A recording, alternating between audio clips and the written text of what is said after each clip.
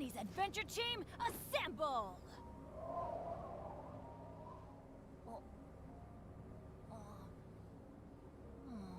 Or not.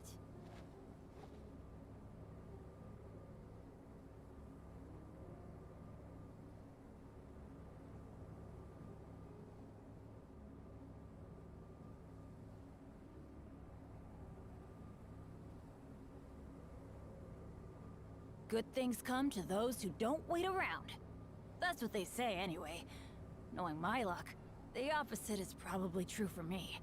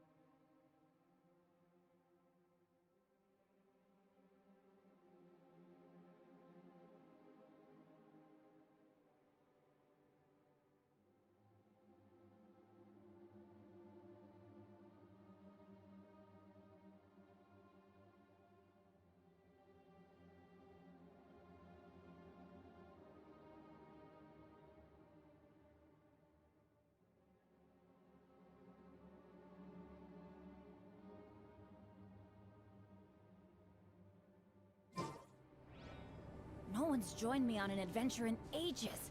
Come on, let's go! Off we go!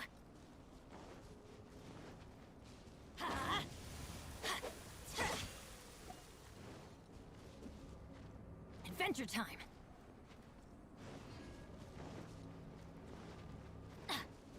Adventure time! Off we go!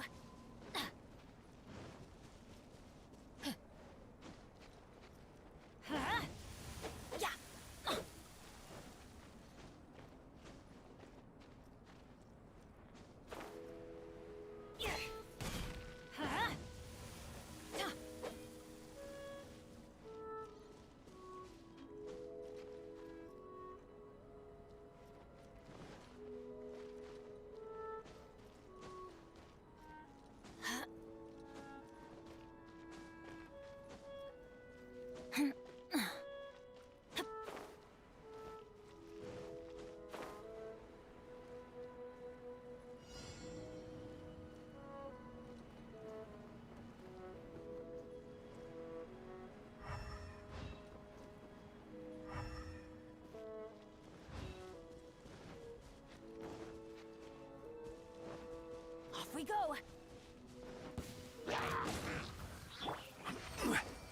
Stabilize! It's nothing!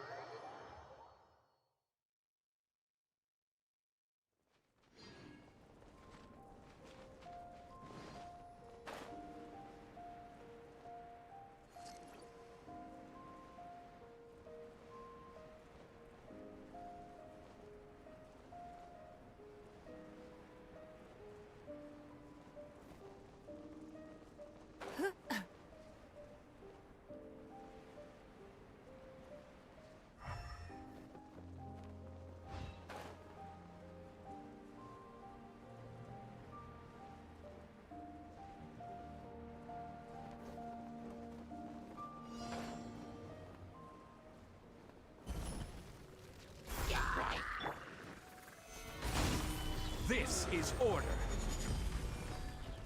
Let's light it up! Everybody give up!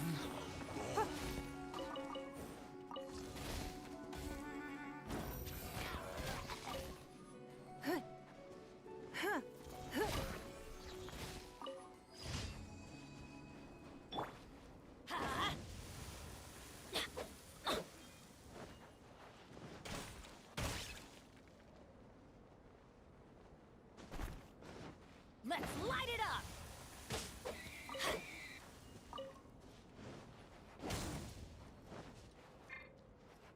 Out of the frying pan, into the fire!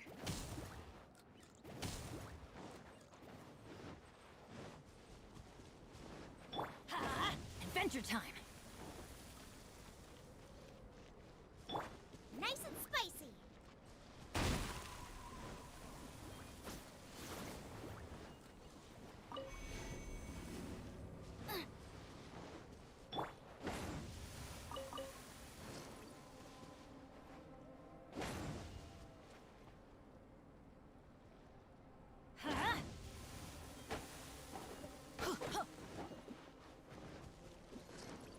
Let's light it up!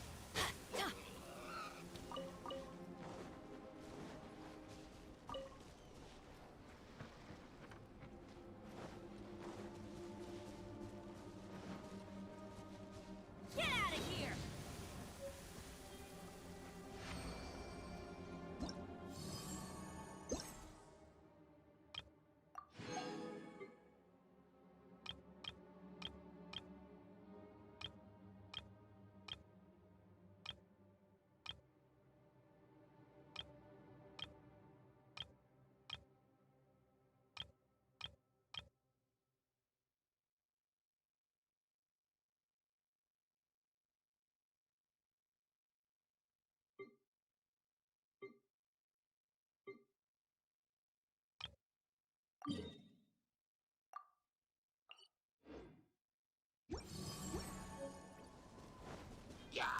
Off we go!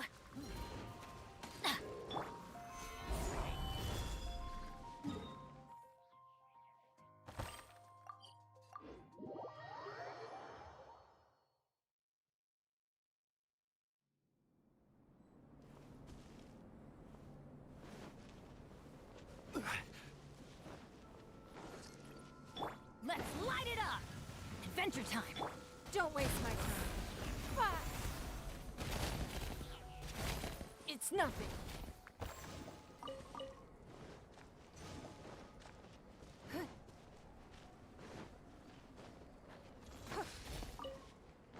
I'll put you on. Have a load of this. Gather! I will have order.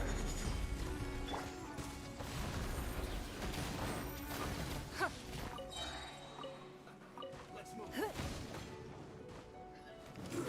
Give up! Submit!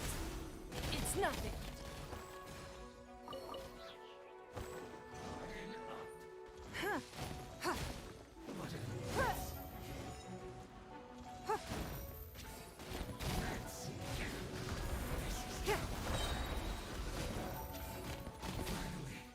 Some quiet.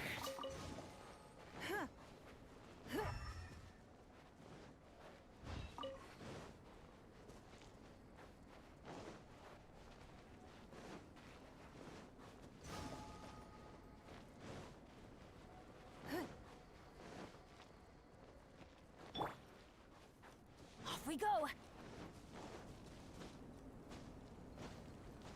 Right.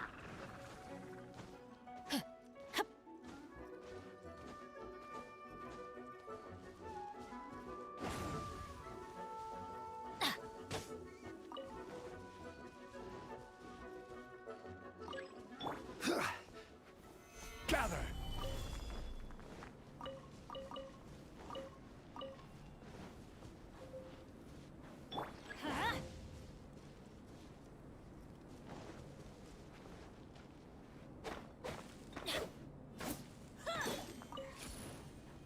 Adventure time!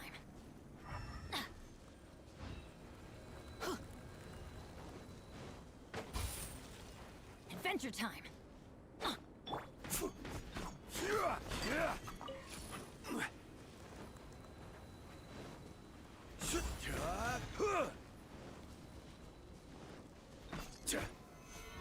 Solidify!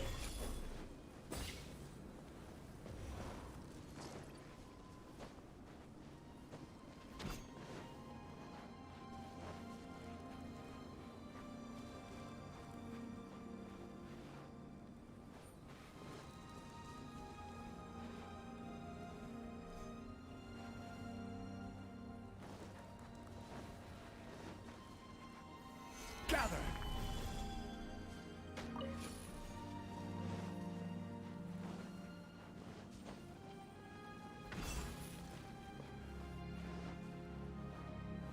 Huh? Solidify! This is order. Don't waste my time. Your life is mine.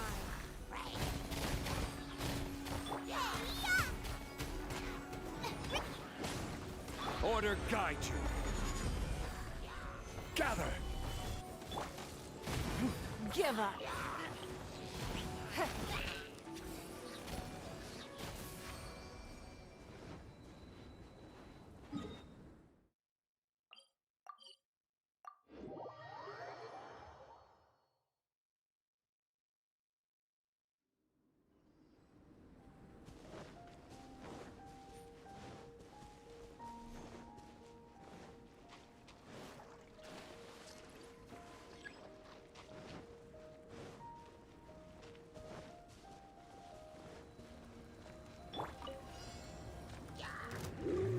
Stabilize! Let's light it up! Teamwork is... This is order. Don't waste my time. Submit. It's nothing. You're toast. I'm going in! Huh? Order guide you. Stabilize!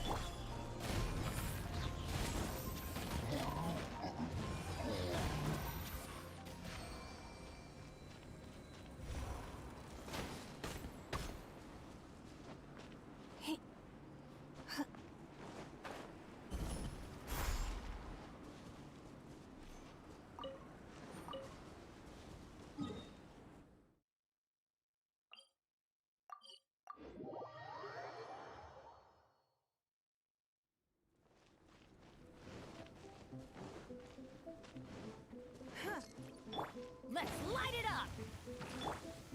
Solidify! Don't waste my time. Your life is mine. Give up.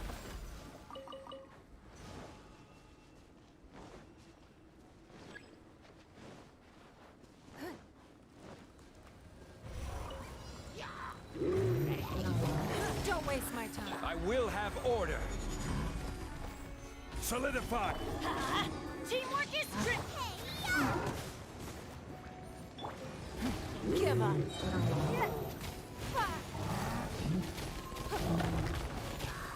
Don't waste my time.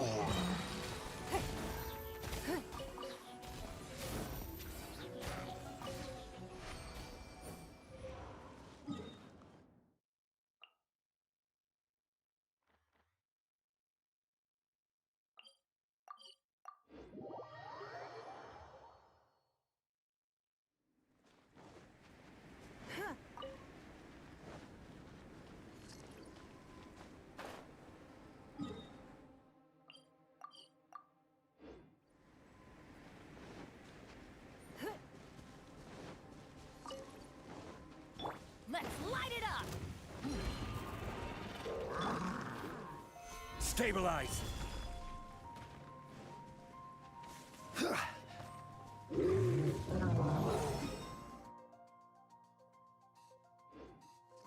Huh? I'm going in! This is order. Out of the frying pan. Huh? It's nothing. Your life is mine.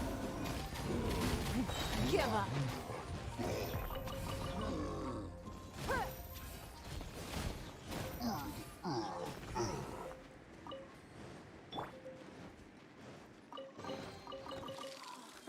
It's a miracle!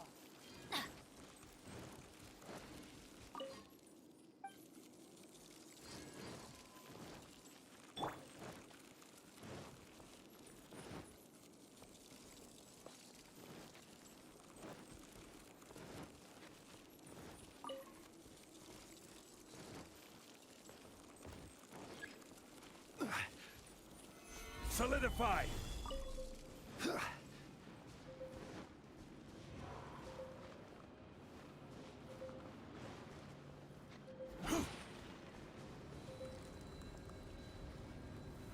Solidify! I will have order! Everybody stand up! You're toast! Nice and spicy! Don't waste my time. Submit!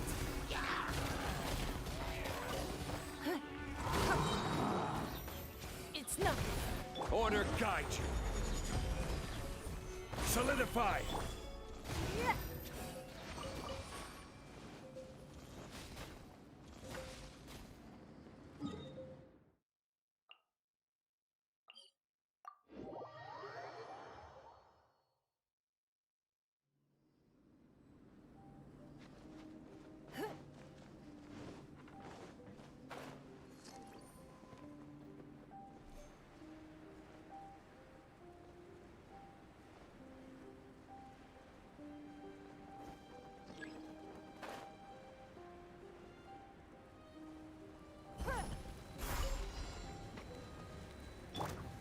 Solidify!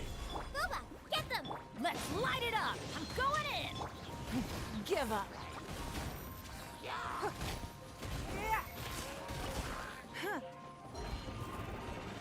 Your life is mine.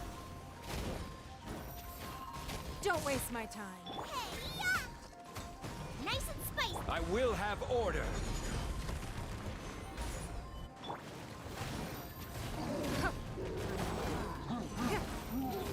It's nothing. Give up.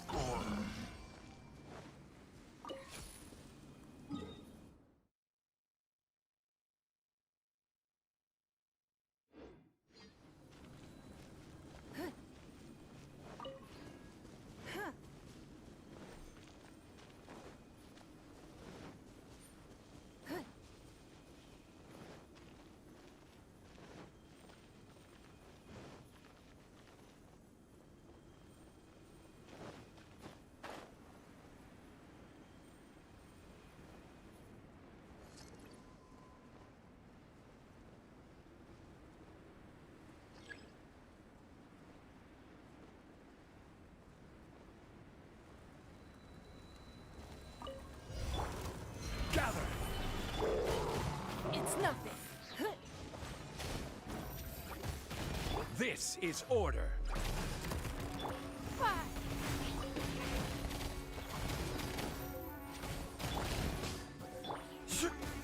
Solidify! Everybody stand back! Don't waste my time. Your life is mine. Out of the frying pan! Ha! I will have order!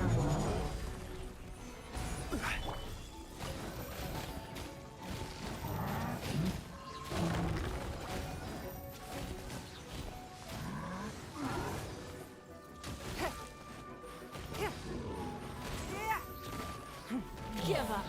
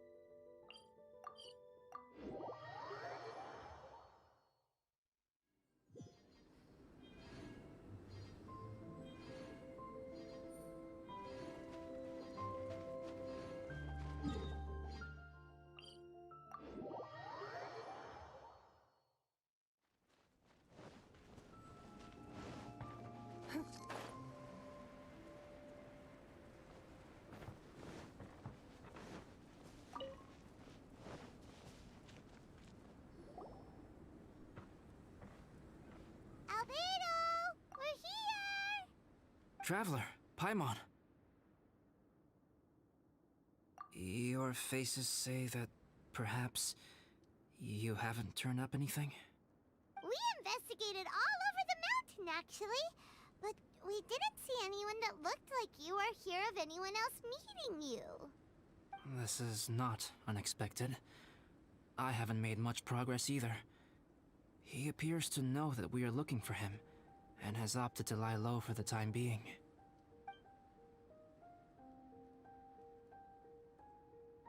Still, there is one thing I found. I discovered footprints on some parts of the mountain, and although they were a little covered by the snow, I could tell they'd been left by someone of a similar size to myself.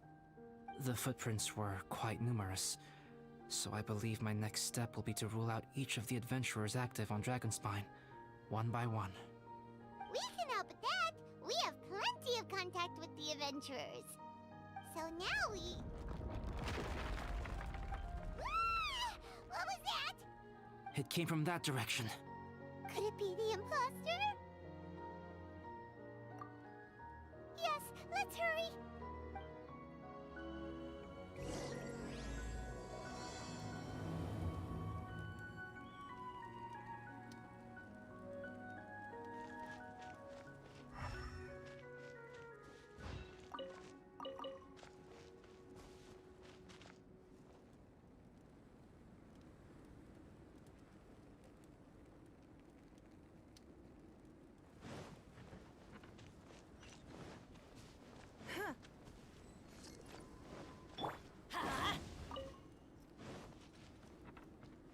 Fox? What are these boys also doing here?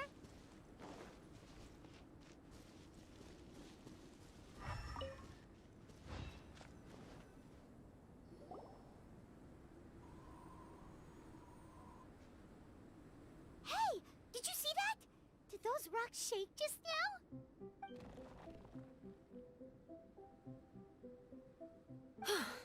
That was most unfortunate. What are you guys doing here?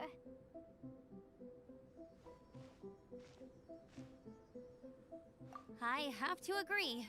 We've been wandering this area for days. We ran into Pallet earlier. You know, the, kind of a reckless sort of guy. You know the one? Anyway, he said he was unlucky, so I gave him some adventuring survival tips. After that, he disappeared to rejoin the training camp. Wait. Are you saying that after all this time you still haven't made it back to the base camp? Well, as you can see... It was nothing really. We just hit a few landslides and snowdrifts and took a few downhill tumbles. You know the deal. They sound like unforgettable life events to me. Anyway, you're correct. We haven't made it to the base camp yet.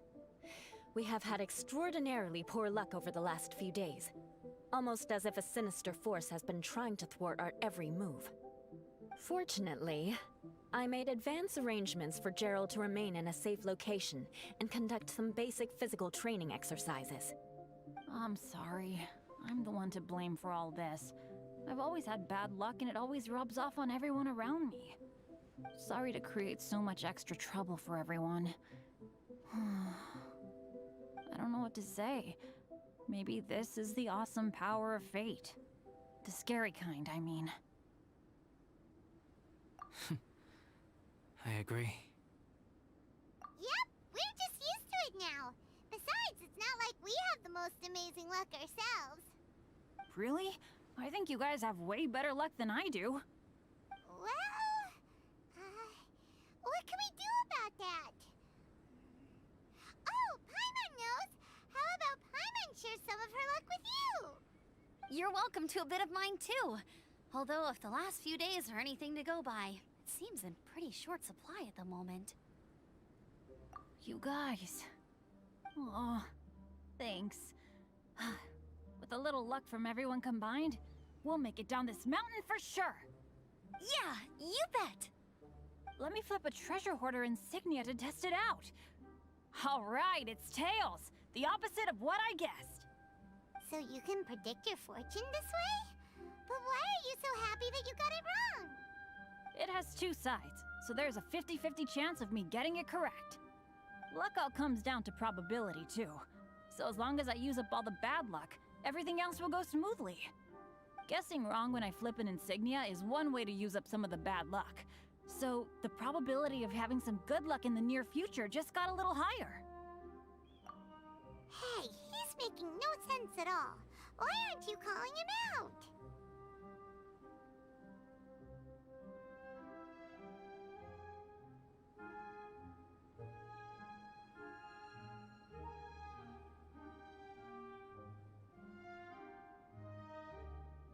Guys, I guessed wrong in my insignia flip, which means we should be able to make it back to camp.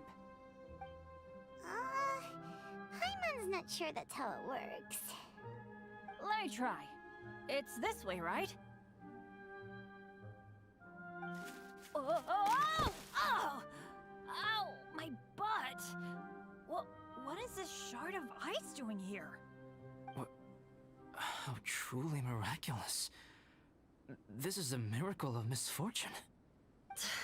I don't usually believe in luck, but Bennett makes the best case for it I've ever seen. Amber, if you are ever required to partner with Bennett in your future work and you encounter anything like this again, do not take any rash action. Wait for me and I will come to support you. Huh? Yes, of course. Now that you mention it, I do feel a little tired. Trekking in the mountains has a way of wearing you out. Well, since everyone is tired, why not take a rest in my camp? Paimon's so sleepy. A nice bowl of hot soup and a good sleep would sure be welcome right now. Suddenly, I'm kind of sleepy too. Amber will fall asleep in the snow if we keep going much longer. Come on, let's move. We shall head to Albedo's camp and get some rest, take stock of our supplies, and decide how to get off this mountain.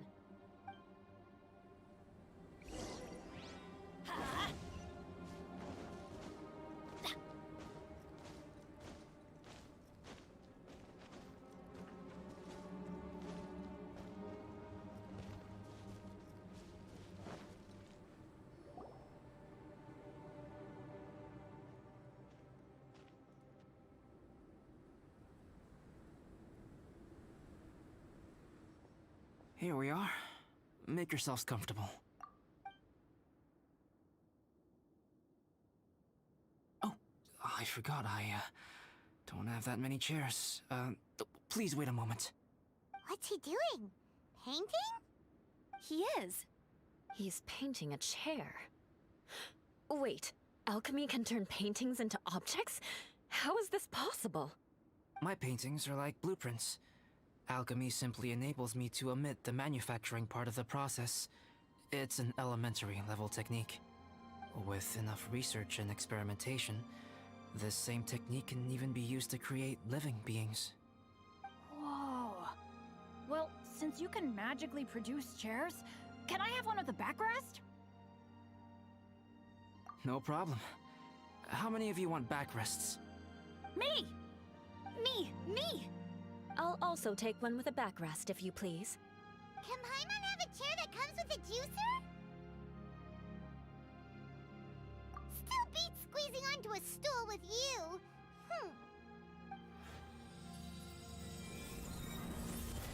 Cool, we have chairs now! This is so comfortable! Makes me want to stay the night here. You're very welcome to stay overnight if you wish. There's still some time before dinner. Get some rest, everyone. I'll tend the stove. Hey now, we can't be letting you do all the work. I can help. Please, put me to work.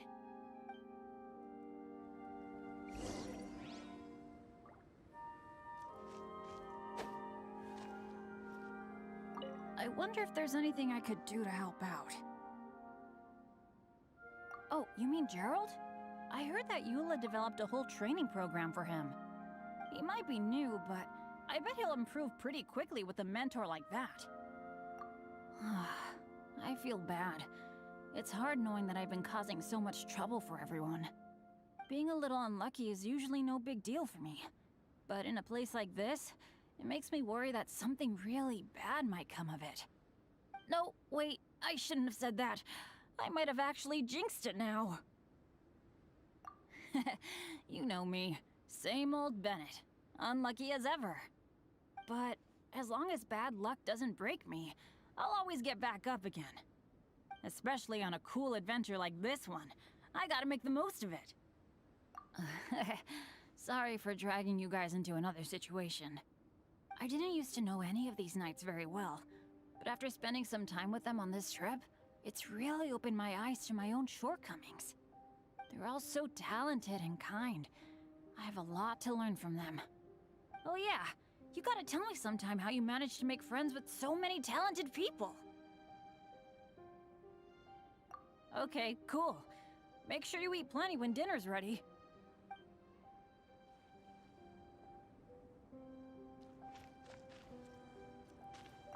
This is quite cozy for Dragonspine.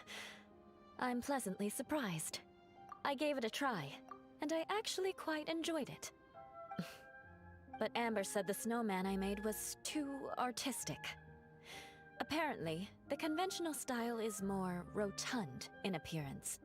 I couldn't tell if she was complimenting me or mocking me. Either way, I'm not about to let it go. I'm quite familiar with Dragonspine by now. But this time, I have a newcomer to worry about. And I'm traveling in a group with Amber and the others. Not things I'm terribly well accustomed to. Still, I've taken the job, so of course I'll do what's asked of me to the fullest of my ability. I'll settle this score once this is all over. Me? I'm coping perfectly well. I don't need looking after. You should talk to Amber and Bennett. They're not as well acquainted with Dragonspine as I am. Seeing how much you can find to talk about even with Albedo, you must be quite the conversationalist. So put that skill to good use. Teach them all how to survive on Dragonspine.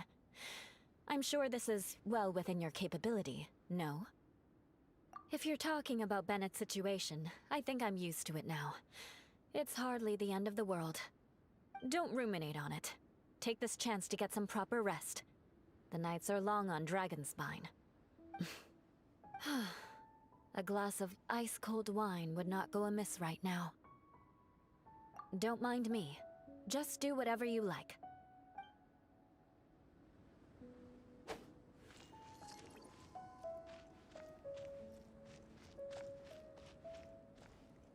Let's light it up!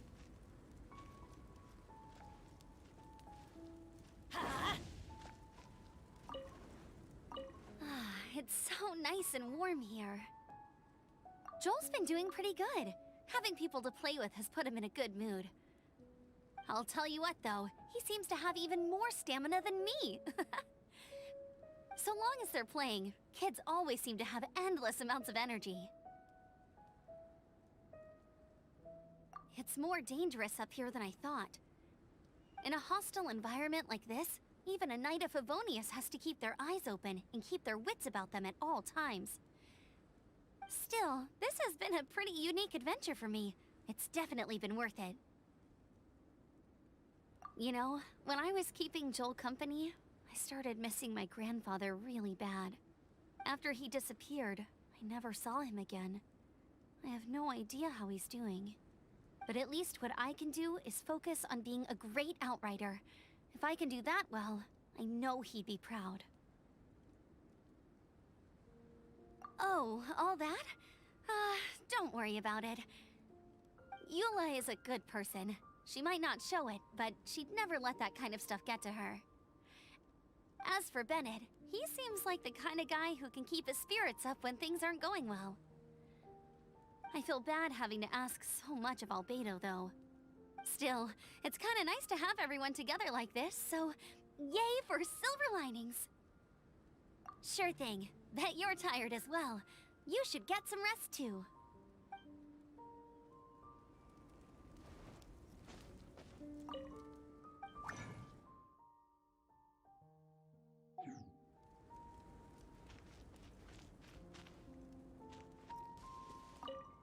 Oh, pace yourself. Dinner could be a while. I still have a few things to prepare. I hadn't expected you to be so interested in paint. I once tried grinding mist flowers into powder, and mixing it with white paint to replicate the sparkle of snowflakes. The end result was quite satisfactory, but works that use this kind of paint need to be stored carefully. If you want to try it for yourself, I can help you. Even now, I don't believe I have fully grasped the nature of the threat that Dragonspine poses. But I will endeavor to keep you safe. That much you can trust in.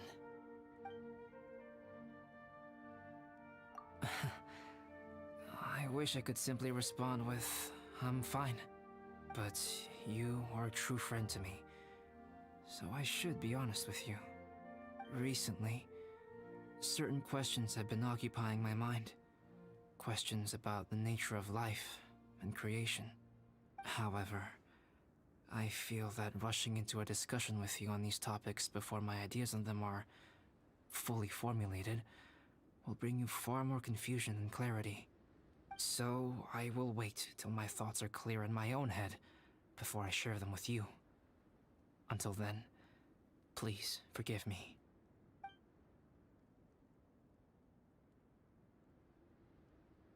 Even now, I don't believe I have fully grasped the nature of the threat that Dragonspine poses. But I will endeavor to keep you safe. That much you can trust in. I hadn't expected you to. I once tried the end result. If you want to try it for yourself. Oh, don't worry about it. A chance like this to gather around the fire and chat into the night is a rare and precious one for me. I won't participate in the conversation much. It's just a habit of mine. But please know that I am enjoying the atmosphere all the same. Of course, I'm happy to continue chatting with you if you'd like.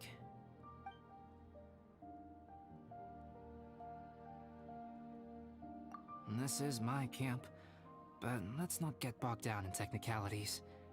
I want you to be able to relax and make yourself at home here.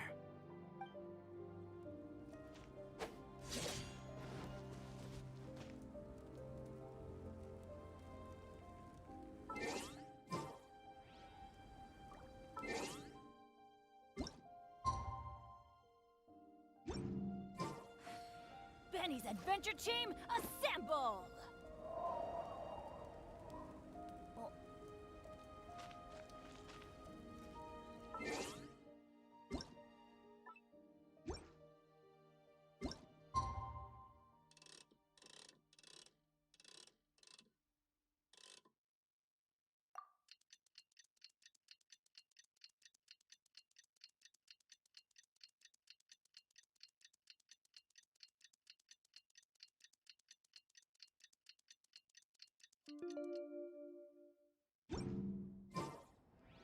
Oh, ow! Where did that come from? It's so nice and warm here. Sure thing. Bet you're tired as well. You should get...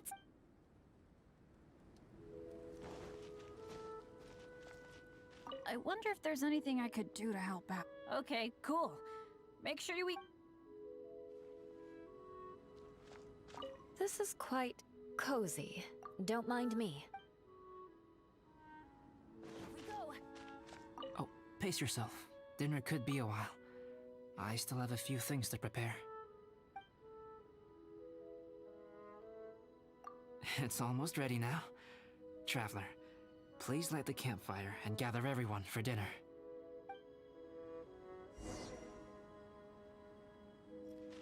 Let's light it up!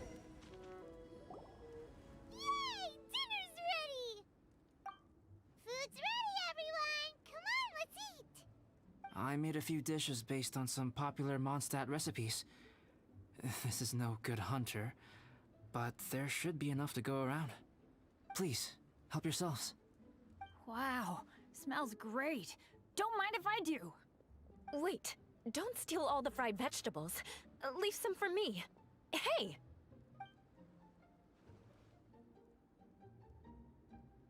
Ah, Paimon's full. What a great meal! Albedo, you're too modest. These dishes are as good as anything you'd find in a top restaurant. Are all alchemists so good at cooking? You may be onto something there. Right? Paimon thinks so too. It's his lab manner that gives it away. The kind of guy who holds a potion bottle as steady as a rock isn't the kind of guy who's gonna be slapdash with his salt and pepper. Actually, that makes a lot of sense.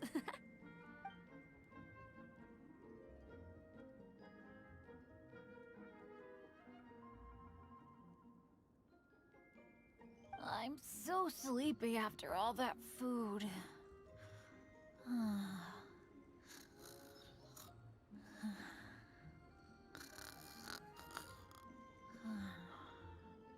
Did Bennett fall asleep sitting up? He must be totally wiped out. The way he's sleeping is so alert. I'm impressed.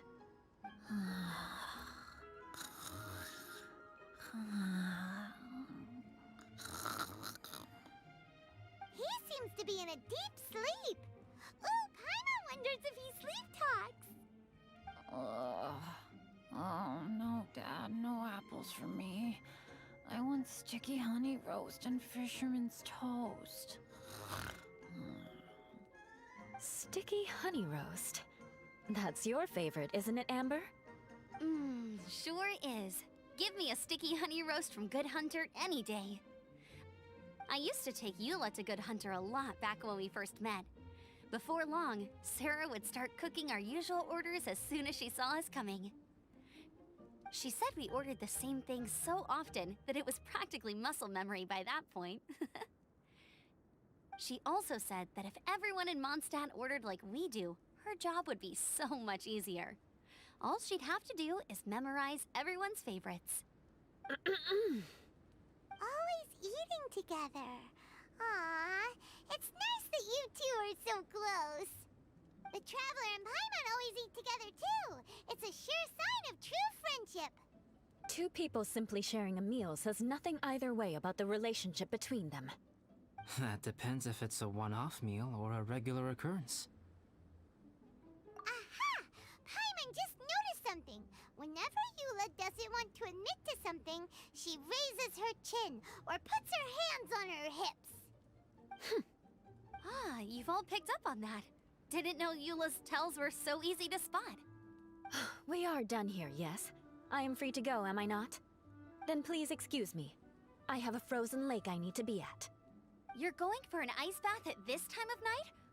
Wait up! Don't go without me! I thought you wanted to get some sleep. So maybe you should stay here and rest. No, I should come with you. It's late, and it's dark, and you're not good with directions like I am. Come on, let's go together.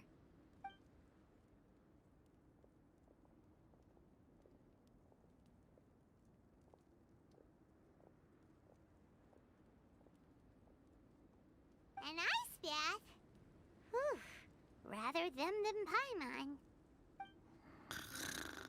So much roast meat.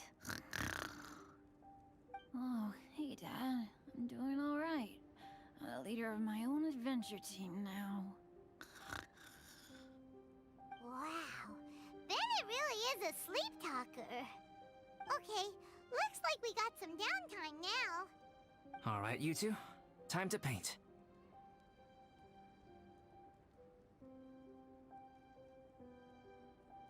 Have you decided what to paint? Like you even need to ask. It's obviously going to be Paimon. Sure. But we should move elsewhere. We're likely to disturb Bennett's sleep if we stay here, so let's go outside. Okie dokie. All right, grab your easel, paper, brushes, and paints. Don't leave anything behind.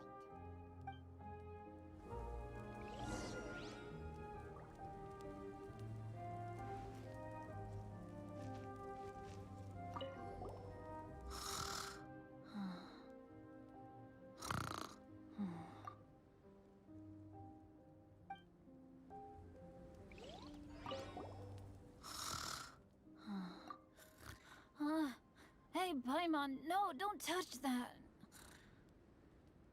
What the heck? Don't touch that mechanism or you'll fall down. Ugh, oh well, never mind. dreaming about?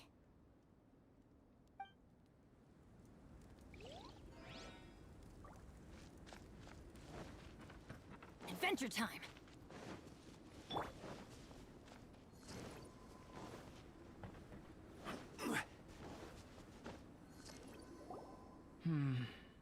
Let's paint here.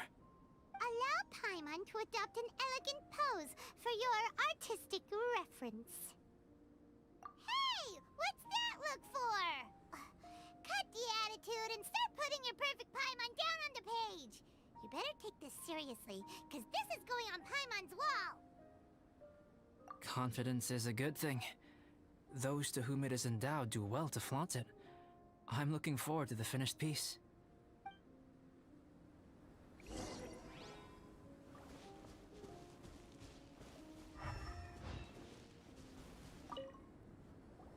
Alright, let's start with the head. Now, in your mind's eye, what is written on Paimon's face?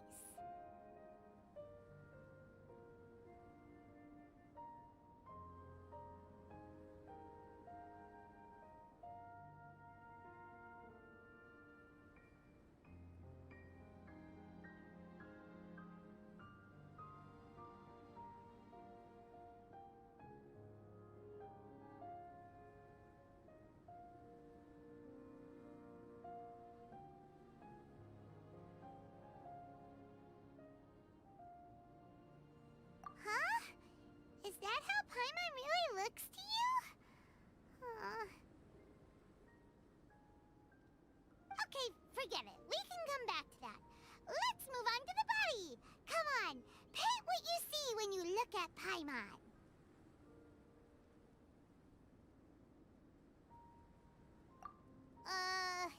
Paimon's starting to feel like this is not going to turn out so great. Now Paimon's getting nervous. Let me see. Let Paimon see.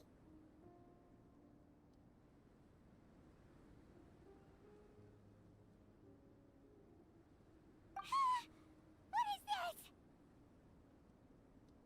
Why you... How could... Paimon is lost for words. The brushwork is smooth and the composition seems professional quality. You had no problems there. So what the heck happened with the face, huh? Explain that stupid expression! Explain it! Smooth, professional quality? And those eyes! Those boring, lifeless eyes! Where's the soul? Traveler? Have you previously received any education in the fine arts?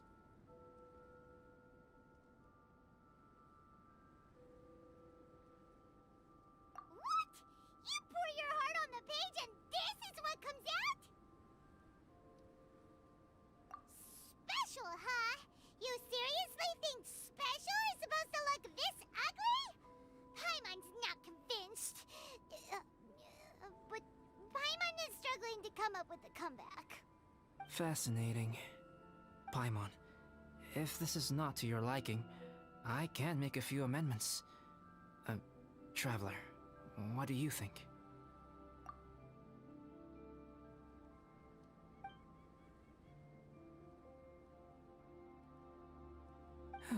All right then. Paimon, is this better? It's a total ground-up overhaul, that's what it is! It's so pretty! Is that really what Paimon looks like? Adding flourish to the finished piece is an essential component of what makes art... art. This is not to say that you differ from the painting on a fundamental level, rather that the real you and the you in the painting present two different styles of beauty. You remain the core reference point for the painting. So, Paimon, you can put your misgivings aside and hang this painting wherever you like.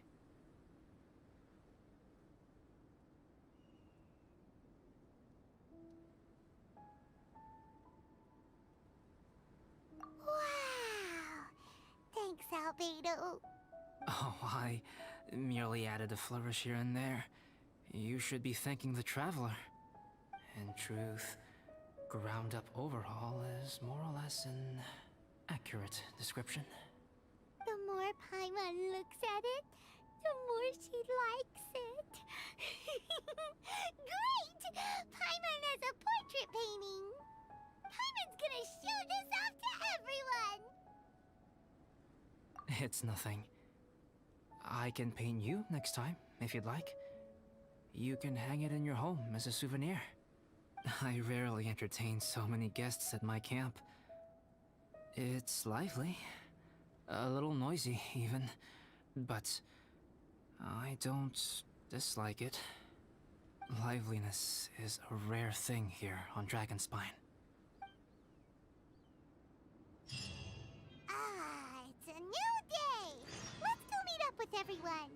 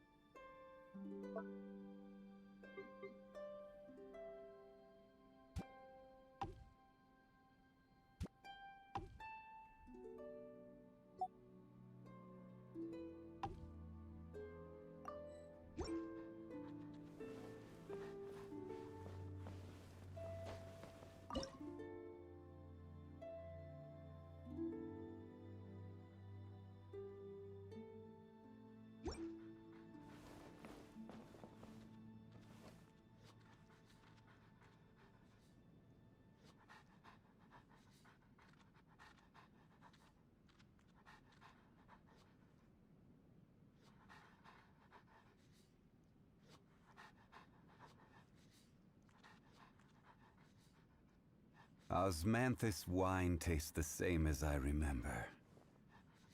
But where are those who share the memory?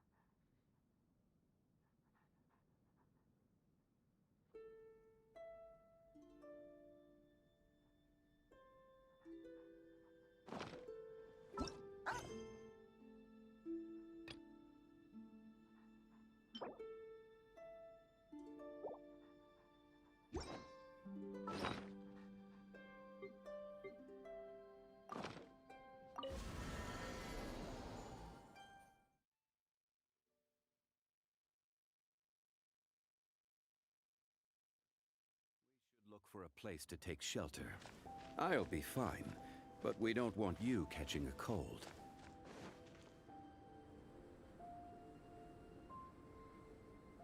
Hey, good morning!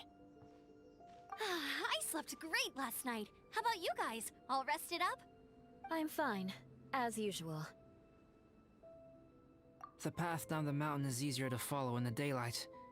Let's take this chance to head down to the base camp. Let's go! If we make good time, maybe we can all get lunch together.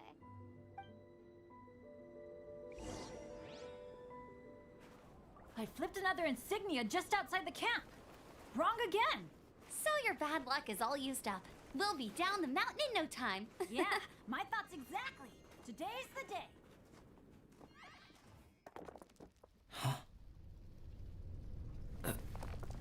Oh no! Avalanche! Look out!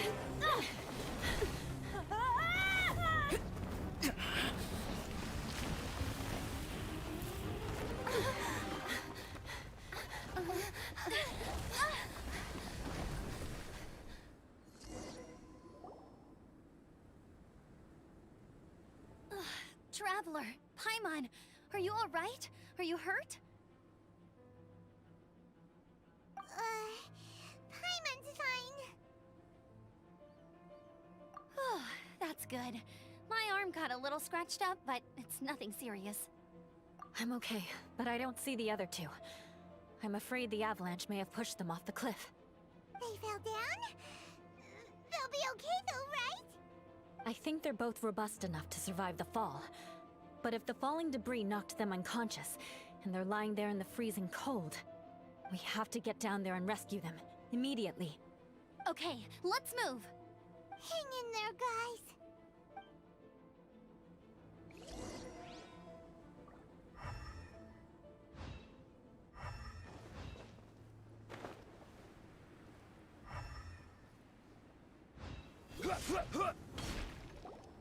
Bennett!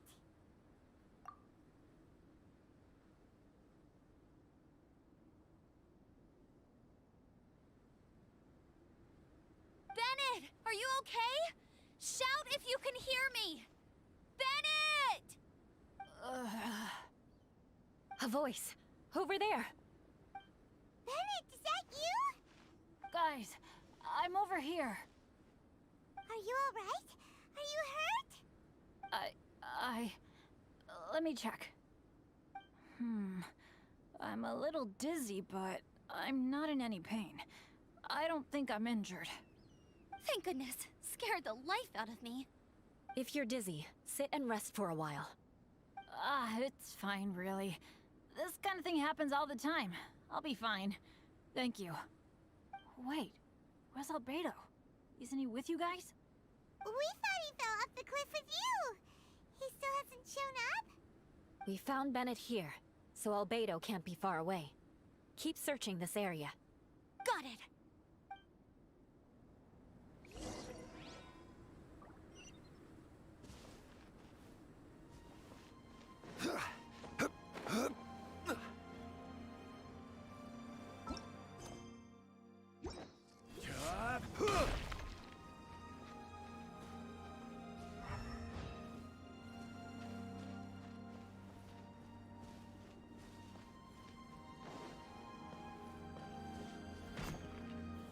Gather! Albedo! No response. Are we definitely looking in the right place?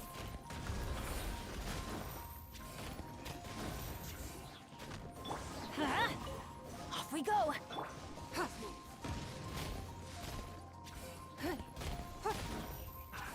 Don't waste my time. Give up.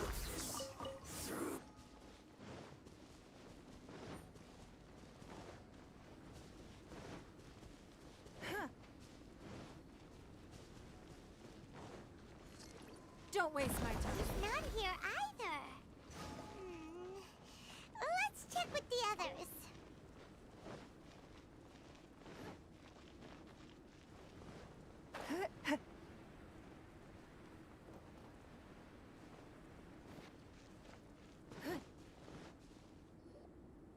Well, any sign of him?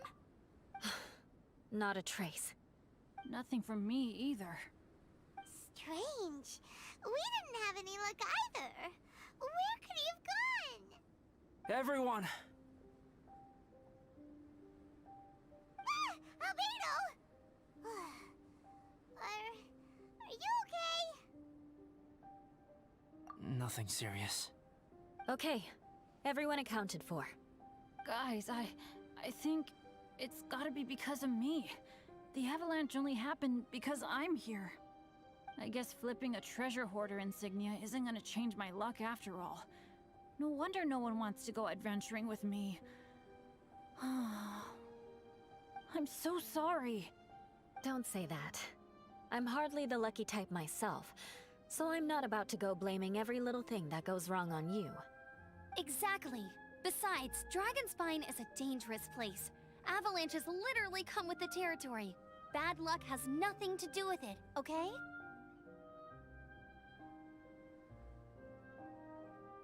Traveler, what's wrong? Your face looks... Oh no, did you get hit on the head? Here. Everyone, the incident is behind us now. We should keep moving. Why do I feel that Dragonspine has become more dangerous than it used to be? I hope it's just my imagination. Our top priority now is to get off the mountain and regroup with the adventurers. Whatever further dangers this mountain has to throw at us, we must face them together. Agreed. Guys, keep your eyes peeled and watch your step. Careful does it.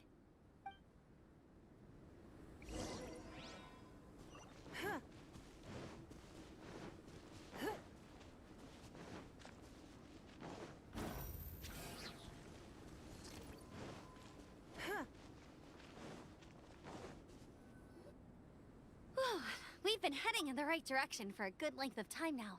We must be getting close. I can feel it. Victory is in sight! Hooray! As soon as we get to base camp, Paimon wants a bowl of hot soup and some barbecued meat. I hope we can all get there safely. No more incidents, please.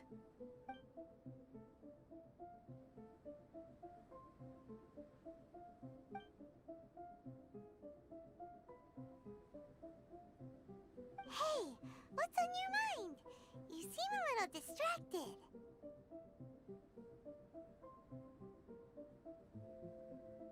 Something's up, isn't it? Are you hungry? Cold? Shall Paimon hug your head to warm you up? I don't think I've spent so much time on Dragonspine before. It sure is cold, but the view is amazing. Isn't it, Eula? Eula? Sorry, I wasn't listening. What did you say? I was just thinking, whenever I've met up with you at Dragonspine in the past, we always stick to the same few spots. It's much more vast and beautiful here than I realized. If it were a little warmer and a little safer, I bet this place would be bustling with visitors.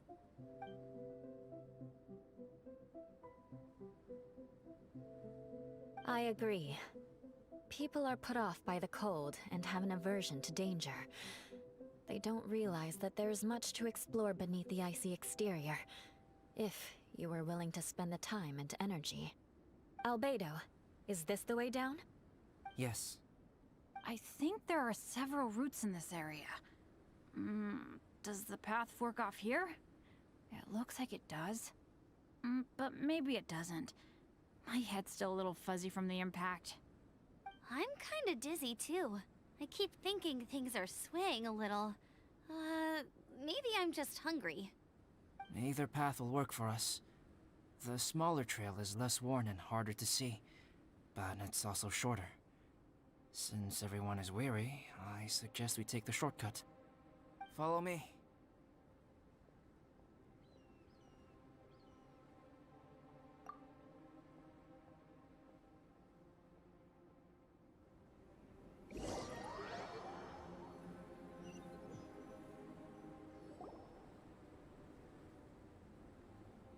Wait.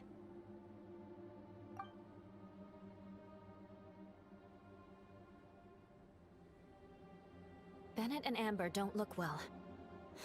Can we take a break? We can continue once their conditions have improved. Ugh. Now that you mention it. Huh? You hit your head earlier, didn't you? Oh, you noticed. Are you sure it's worth holding everyone up over a little thing like this? No problem at all! Health and safety always come first! Okay. Sorry for this. Thank you. Yeah. Thank you.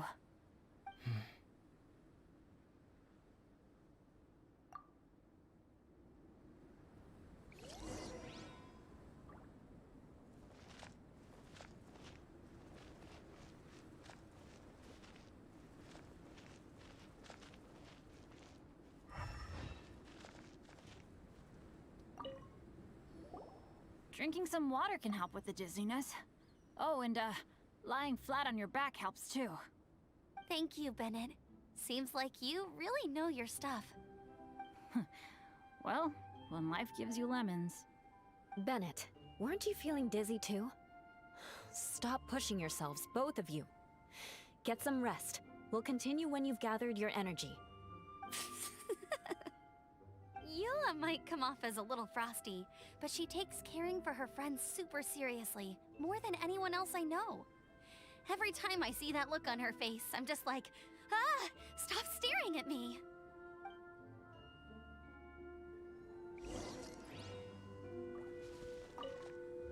Traveler, I know what that look means. What's on your mind?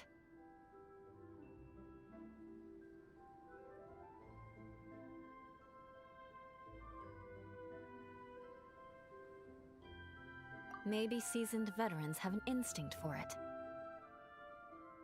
I sense it too.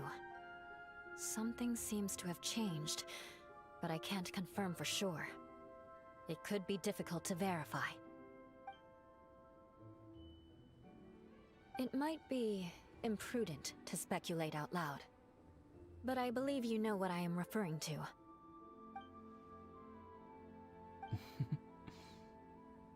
Traveler, I think...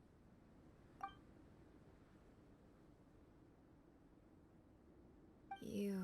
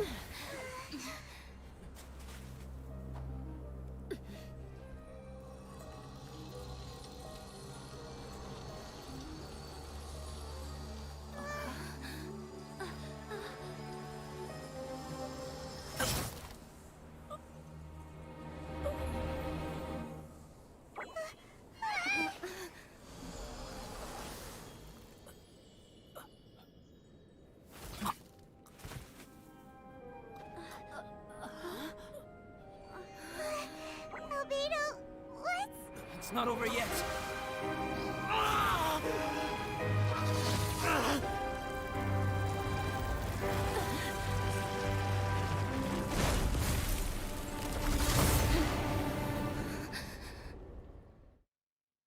Brace yourselves. This'll be a challenge. Stay back! I'm going to cut this weed down to size!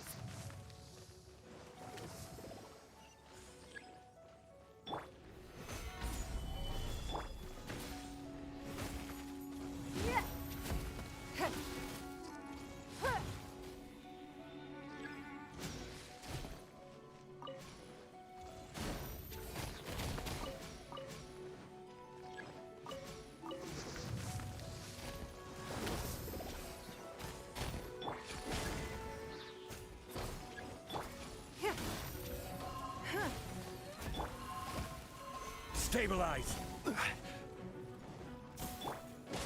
I'm going in! Give up!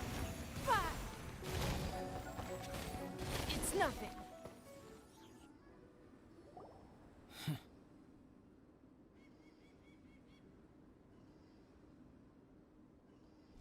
What in the world was that thing?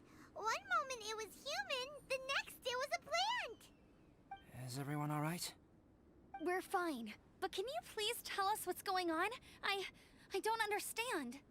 I take it this monster is whom I had the pleasure of meeting last time. Correct.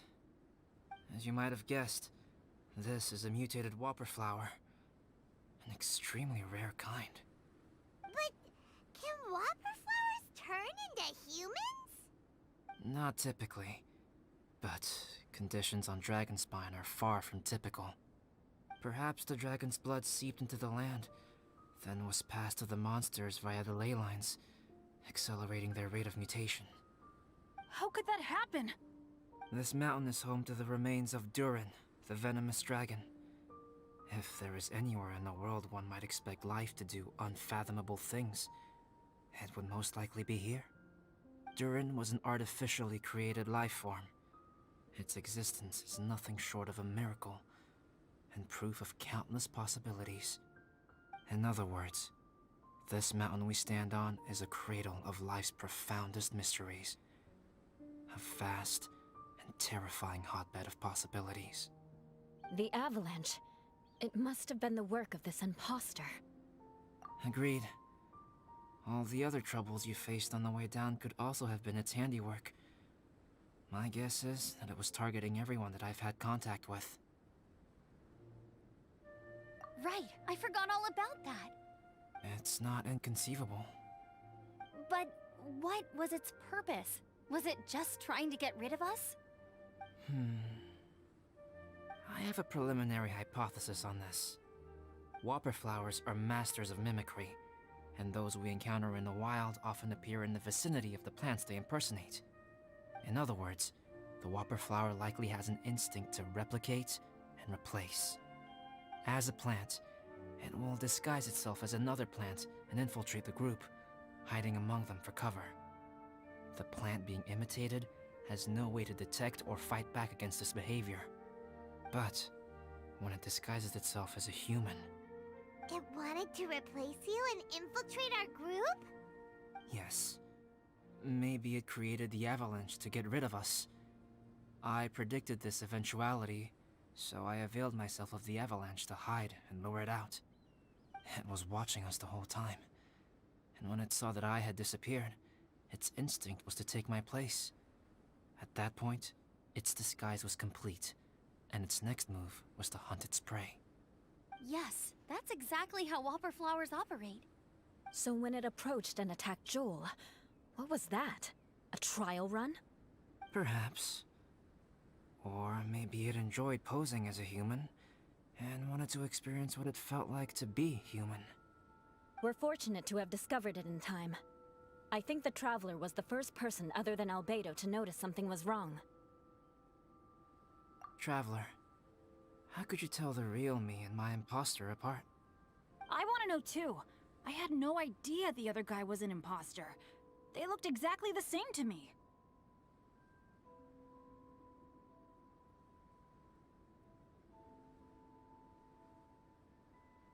I see.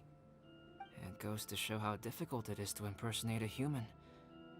This mutant whopper flower tried its best to replicate the original exactly, but still managed to miss some details. Unbelievable. To think that Dragonspine creates such terrifying possibilities.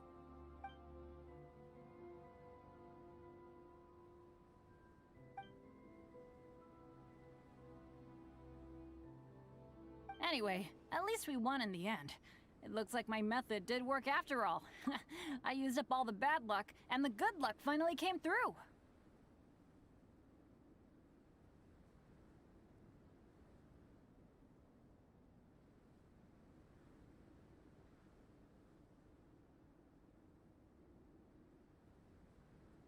About that.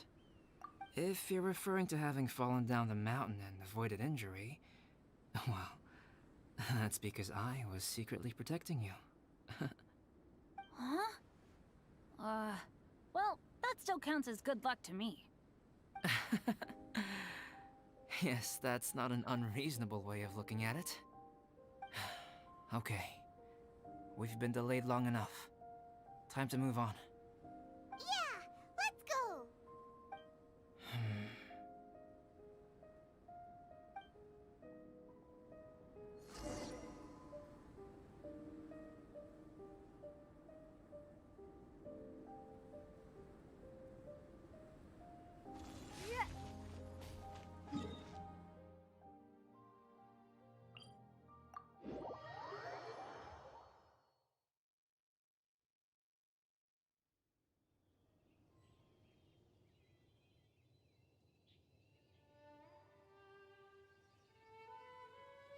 In a trade war, the perfect hunter leaves no trace.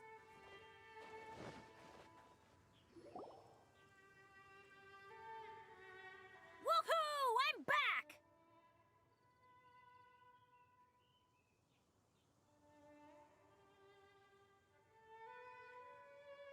Cyrus doesn't seem to be here. He must have headed up the mountain. Let's wait for him here. Amber, are you feeling better? Yep, all good now. Nothing to worry about. I don't know what I'd do without you guys. If not for you, I'd probably still be locked up in that cage. I really want to thank you all properly, but I can't think how at the moment. Huh?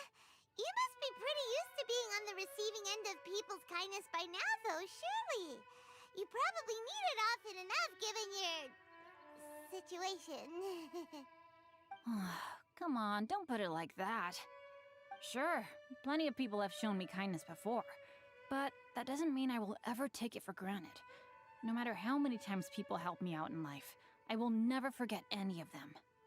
Well, instead of repaying those who helped you, perhaps you could help others yourself. Everyone meets others in need from time to time. By choosing to be there for them, you're passing the kindness you received onto others. Yup, you're right. That's what I've always tried to do, and will always continue to do. Right. And when Cyrus gets back, I'll find some way to help him out too.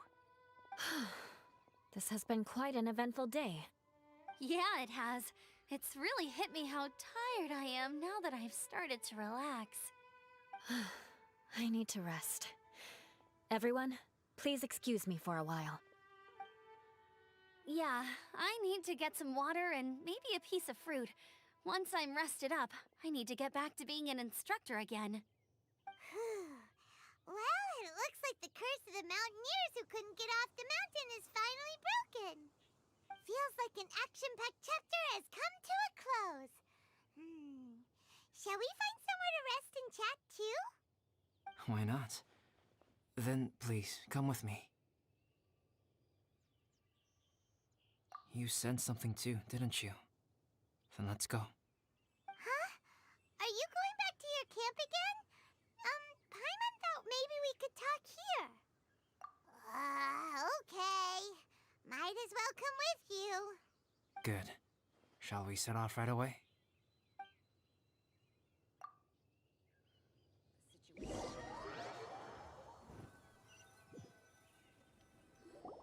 Sorry for bringing you back here once again. Some topics are best discussed in private. Is this about the imposter? That's right. I have to say, Traveler, I'm very surprised you noticed the difference between me and the imposter. Yes, this mark. Perhaps it's where it all began.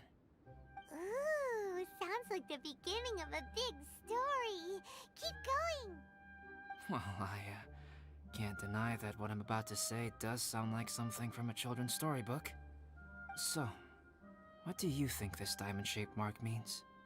A tattoo? A crest? Something else? No. Consider it a birthmark. Have you ever seen an intricate glass ornament and wondered how it was made? Well, one method for crafting with glass is a technique known as glass blowing. Glass blowing is not a widely known art in Tevat. For this reason, glassware made in this way is usually very expensive. As the name implies, glass blowing involves blowing air into a hole. much like blowing up a balloon. This type of glassware is known for having a pontil mark at the point where the blowpipe was inserted, where the hole was sealed at the very end. This mark is a sign that the item was crafted by a human hand. Sounds kind of amazing. It is a wondrous and beautiful art form. Alice says that these marks are seen as proof of the maker's fine handiwork, the only flaw in an otherwise perfect work of art. My mark is something similar to this. The difference between synthetic and natural life lies in the directional flow of the life force. The energy of a natural life form flows out from within. That's why flower buds bloom and curled leaves unfold. And it's the very reason we watch and wonder at blossoming flowers. Creating life artificially, on the other hand, involves, to a certain extent, the introduction of an external source of energy into the embryonic life form. When the hole where the life force was infused is sealed at the end, it leaves a mark not dissimilar to the pontil mark in blown glasswares. The alchemical substance drips and spreads out in all directions, resulting in this rather ingenious diamond shape. Wow, so that's where it came from. This mark is a sign of my artificial origins, and proof of my imperfection as a human. I presume that the impostor intentionally avoided replicating this mark, so as not to become less than perfect himself.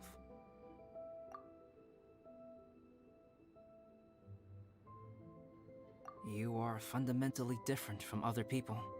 I have few qualms about sharing my secrets with you.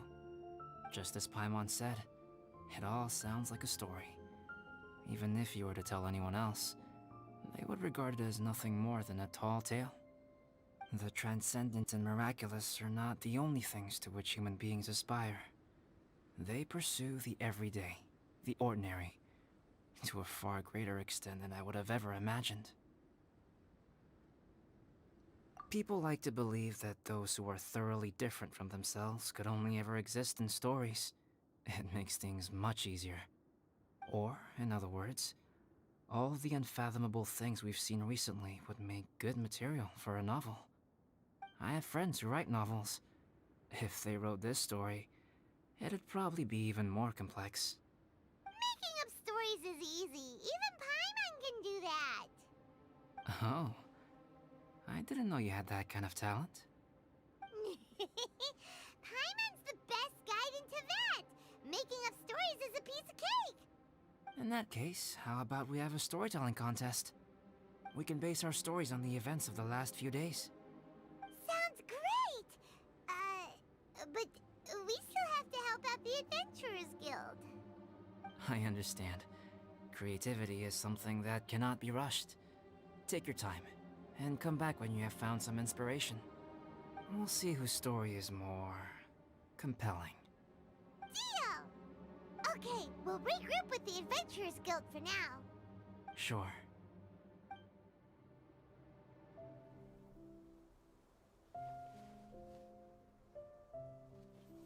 My story. Yes, I should have known. Master's failed specimen in the dragon's belly. This is where the story truly begins.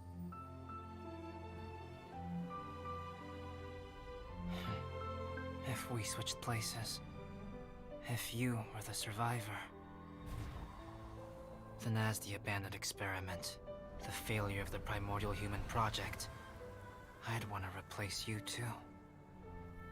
I would replicate your appearance, study your alchemy, and create miraculous life forms to divert your attention. I would wait for the right moment, then dispose of you and the Traveler, the sole person to have known your secret. And then, I could finally experience the joy of being brought into the world.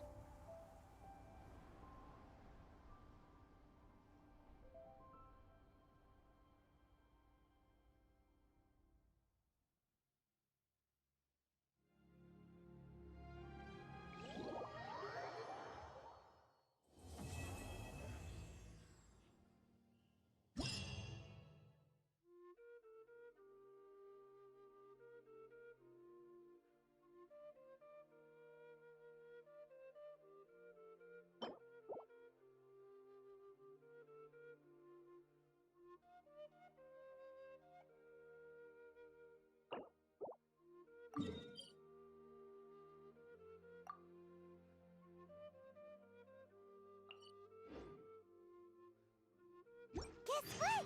Paimon's story is finished. Let's go see Albedo again.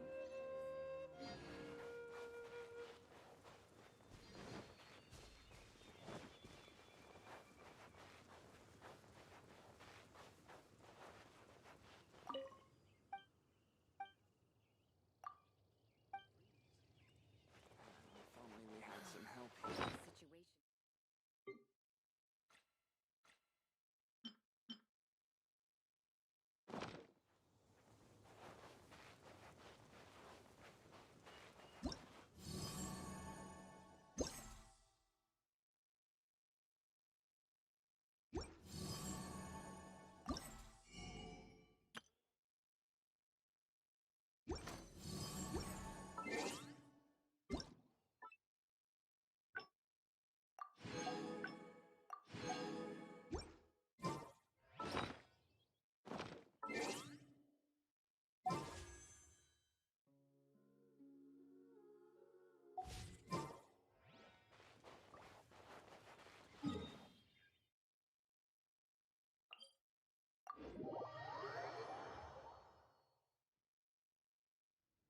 Nothing more than regular snowfall.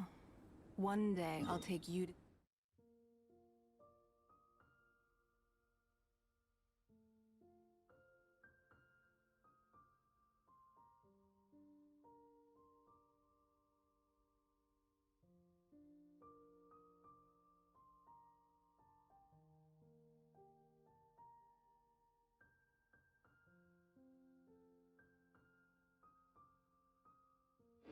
see the snow that falls over Liyue.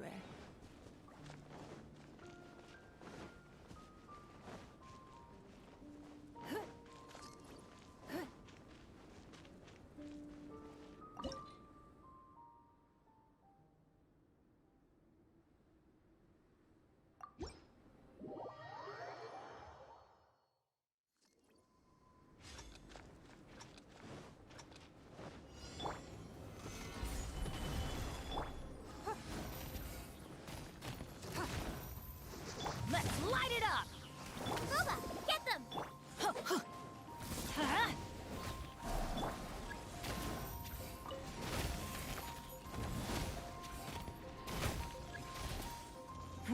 Give up!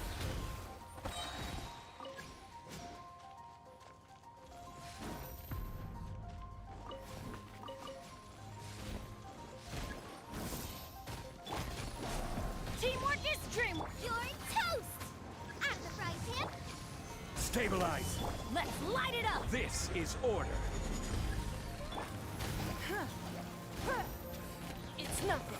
Submit! Give up!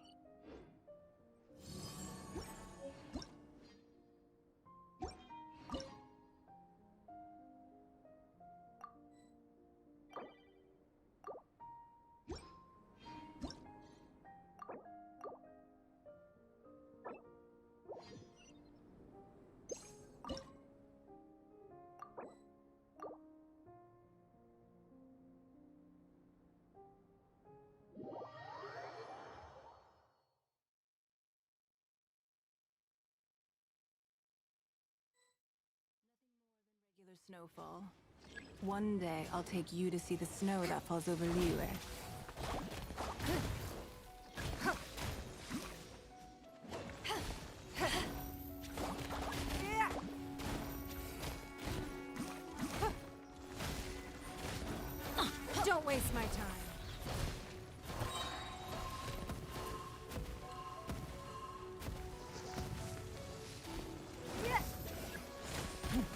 Give up.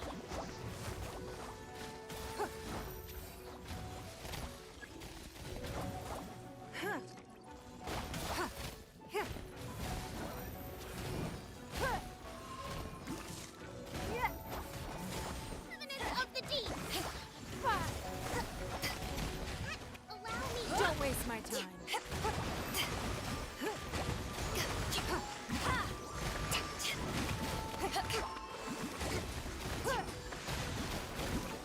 Let's light it up! Give up.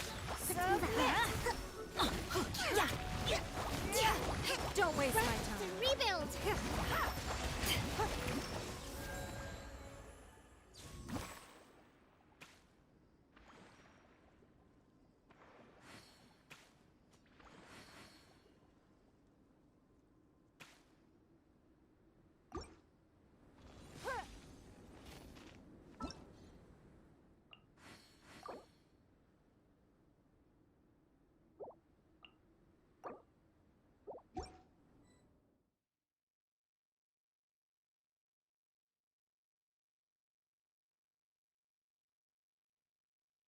More than regular snowfall. One day, I'll take you to see the snow that falls over Liyue.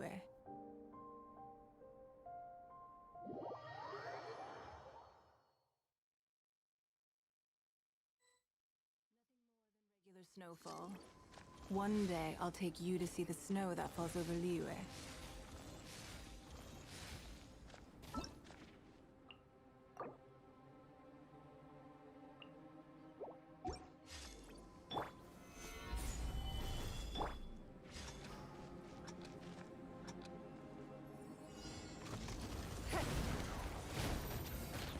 Give up.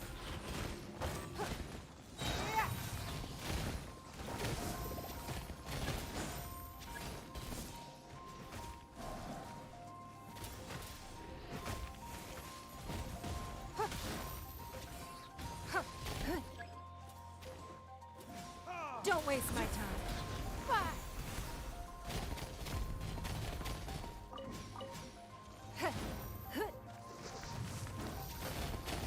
Give up.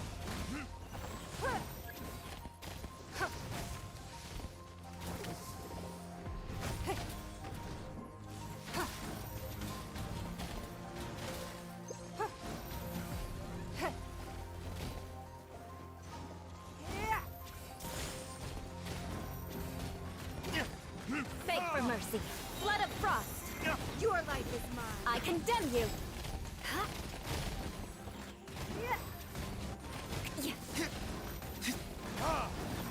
It's nothing. Give up. Shudder.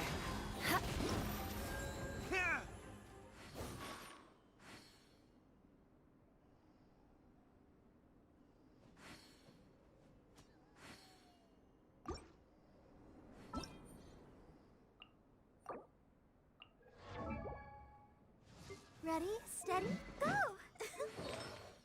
Let the show...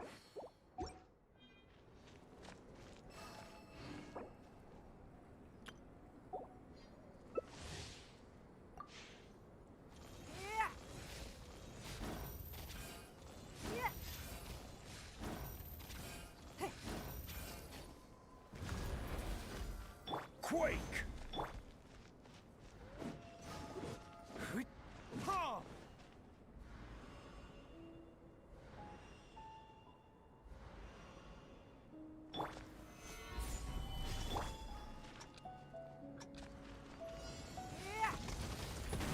It's nothing. Submit.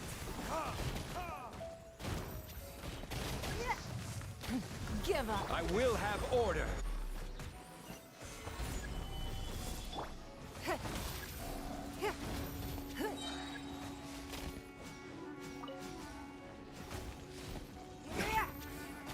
It's nothing.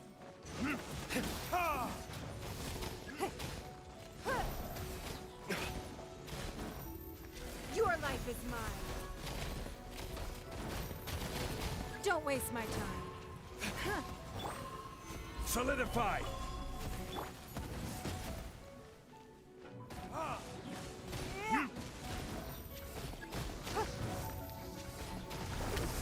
order guide you. Gather! It's nothing.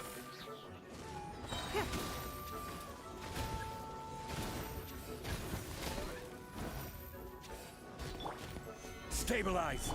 Don't waste my time.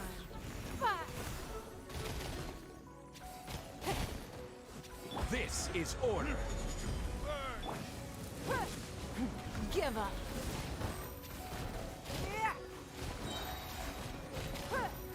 It's nothing.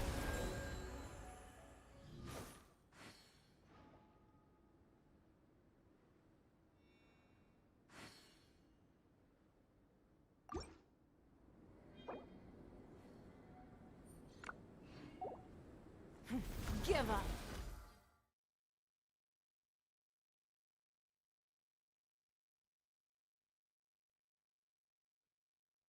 More than regular snowfall. One day, I'll take you to see the snow that falls over Liyue.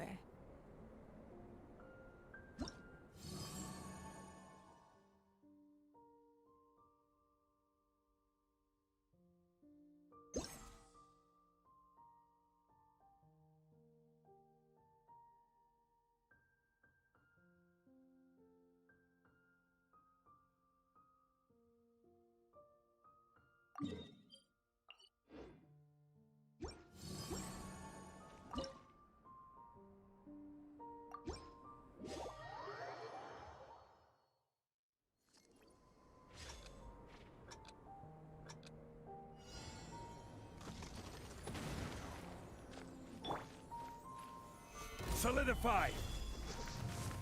Luba, get them! Don't waste my time.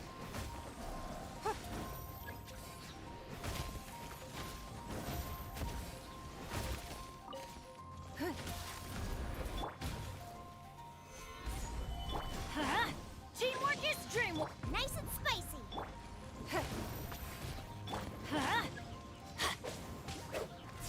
It's nothing.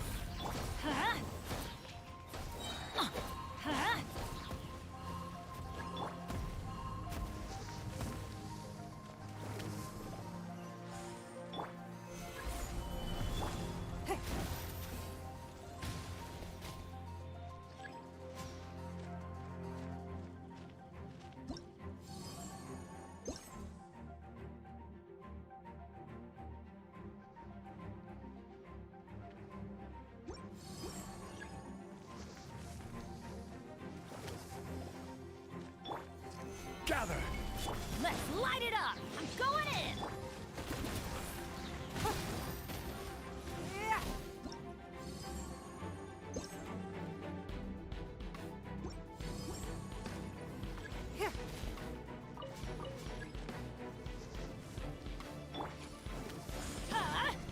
Out of the way. Out of the frying pan, into the fire. Eat this!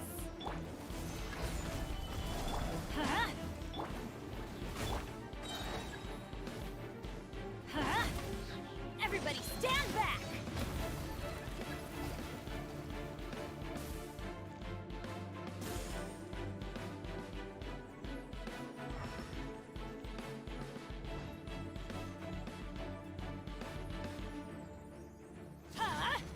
Out of the way!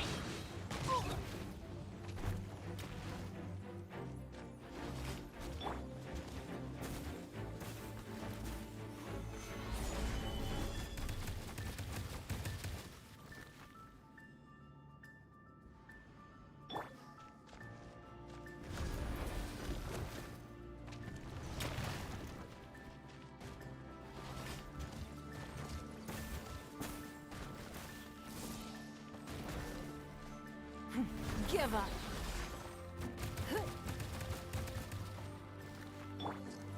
Solidify!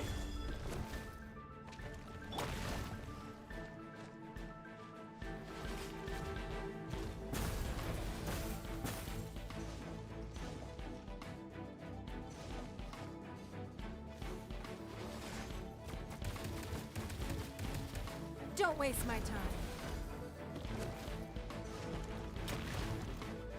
It's nothing.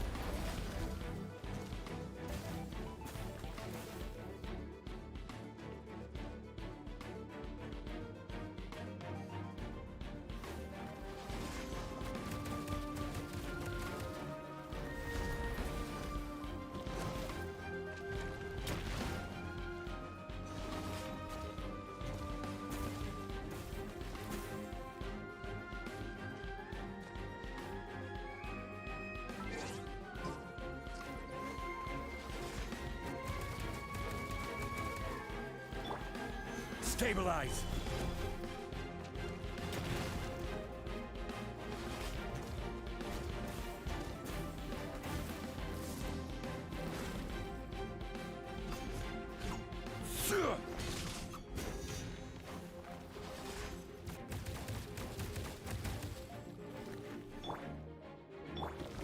Stabilize! Your life is mine. Order guide you.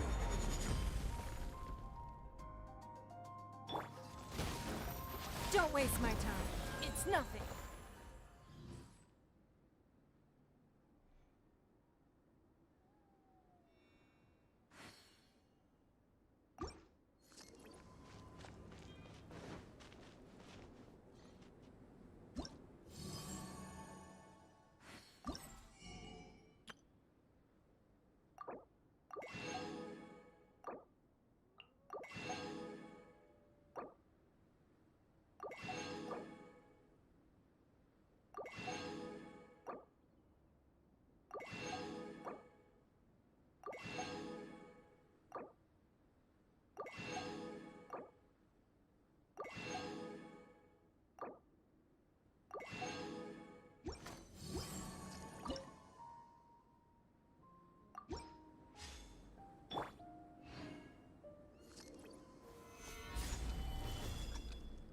Don't waste my time.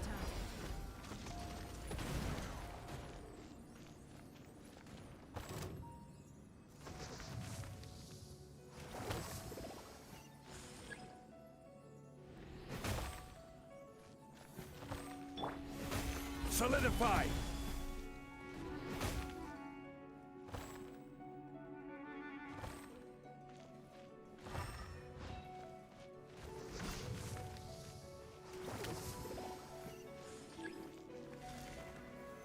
Solidify!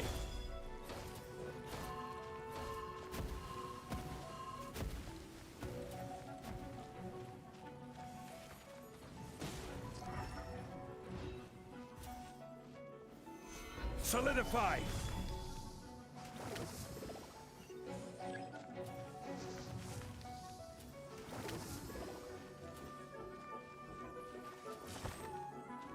Rise! Huh? Booba, get them! Give up. Quake! Gather!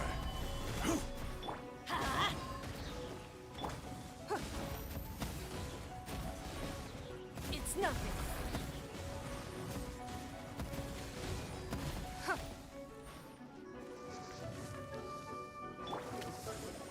Solidify!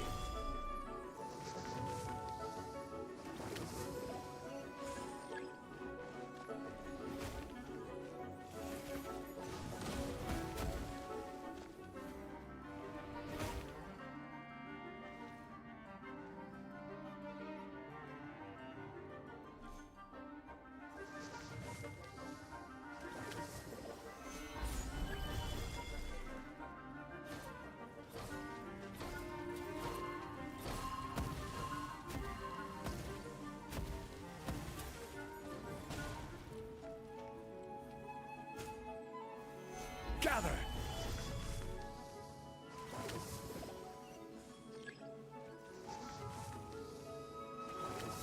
Out of the frying pan!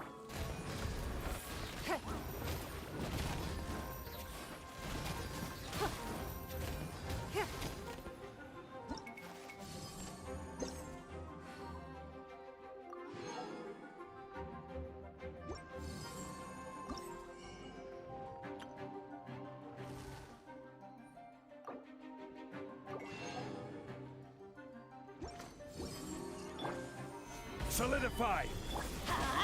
Teamwork is strict! You're toast! Booba, get them!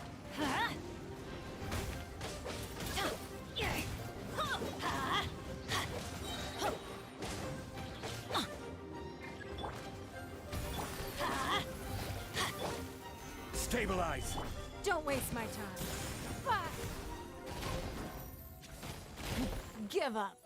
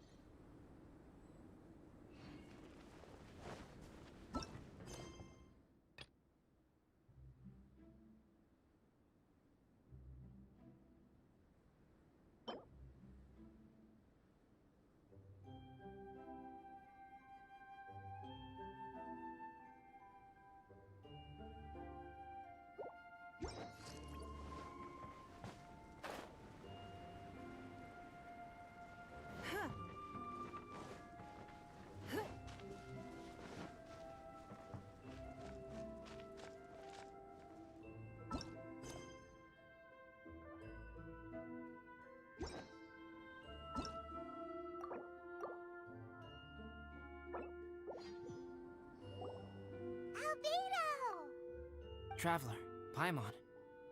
I suppose your story is ready. Yep. How about you? Do you need some more time? No need. I am also ready to tell my story. Paimon calls dibs. Paimon first! Please, go ahead. Okay, here goes. Once upon a time, there was an evil researcher who went into the mountains and did a crazy experiment on whopper flowers to transform their appearance. After a lot of pain and suffering, the whopper flowers finally took on a human form. Then they stood by the side of the mountain to wait for unsuspecting bypassers. To whoever spoke to them, they would ask some questions such as, "Who am I? Who are you?"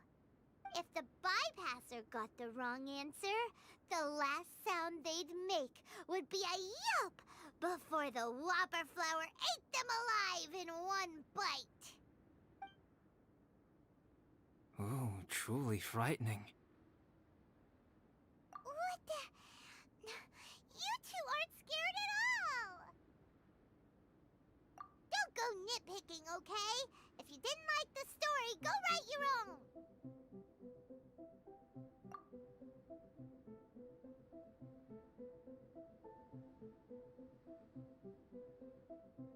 In other words, the whopper flowers would ambush and then completely replace their victims.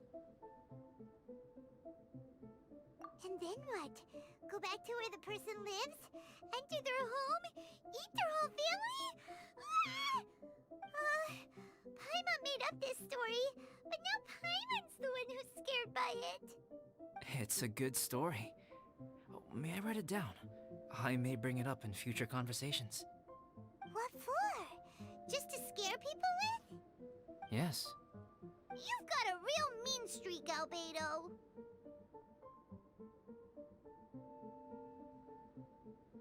Mine is a little longer than yours.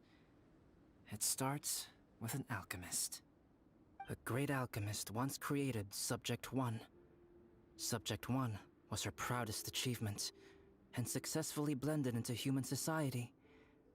No one ever would have thought that this friend of theirs was in fact a synthetic human. However, unbeknownst to Subject 1, the alchemist had tried the same experiment many times before he had come into being. Some of the rejects from failed experiments had been discarded, but had not died. Subject 2 was one such failed experiment. He was swallowed by a great dragon that came to rest upon a snow-swept mountain. Many years later, he was resurrected by the dragon's mysterious power. He saw all kinds of people on the mountain, including Subject 1, who had somehow miraculously blended in among them. Never in Subject 2's wildest imagination had he thought it possible for experimental life forms such as they to deceive everyone so successfully. He saw the way humans accepted Subject 1 as a friend, witnessed their affection as they addressed him by name. This was what Subject 2 wanted. Now, all that Subject 2 desired was to replace Subject 1 and take the joy of his existence for himself. This is giving Paimon the chills. So scary. Subject 2 began to unfold his plan. He stole Subject 1's books and notes, and studied all that Subject 1 had learned from the alchemist.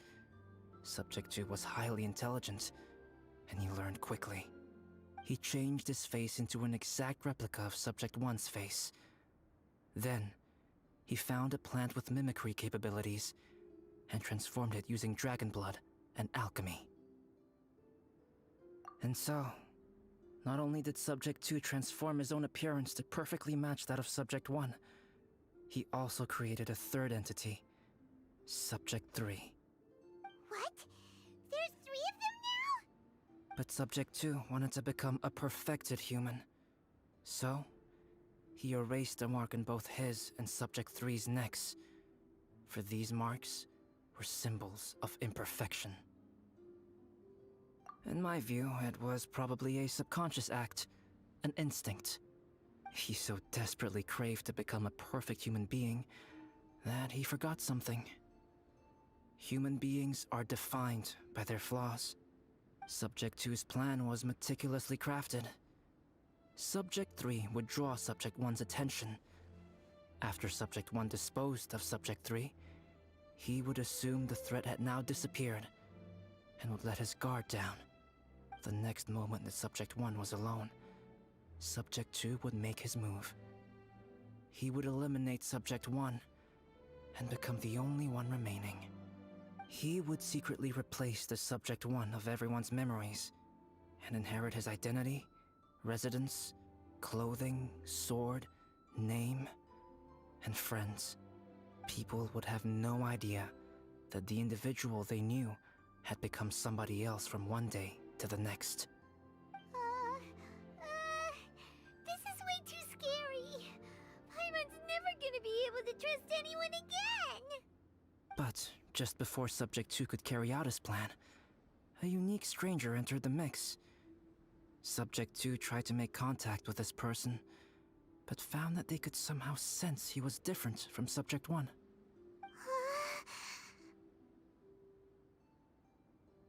What's wrong? Are you scared? What happened then? What happened to the stranger? He became a new stage in Subject 2's plan. One more person that Subject 2 had to dispose of. It's as if there were 3 identical roses in a garden. Only one of the 3 was a fine specimen, while the other 2 were defective specimens that bore poisonous thorns. In all the world, only the gardener who tended to them could tell which was the good specimen. People do not like poisonous plants. Only a perfect rose can fetch a high price. If the inferior specimens wanted to conceal the fact of their worthlessness, they would have to take the gardener out of the picture, using their poisonous thorns. This is exactly what Subject 2 was thinking. So, he hid in the shadows and waited patiently. Maybe soon, he would get his chance to become truly human.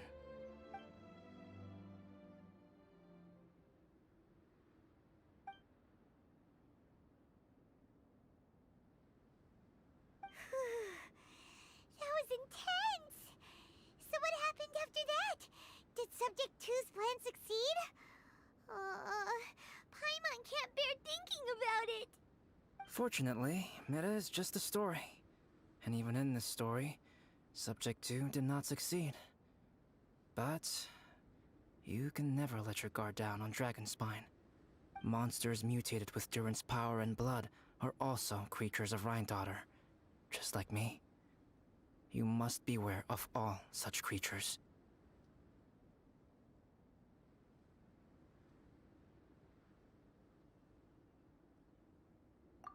I'm glad to hear that. It's okay. I know what I am. You and I are both different, so there is no need for me to hide the truth from you. The only thing is that sometimes, when I think about how mighty the power of alchemy is, I feel so small.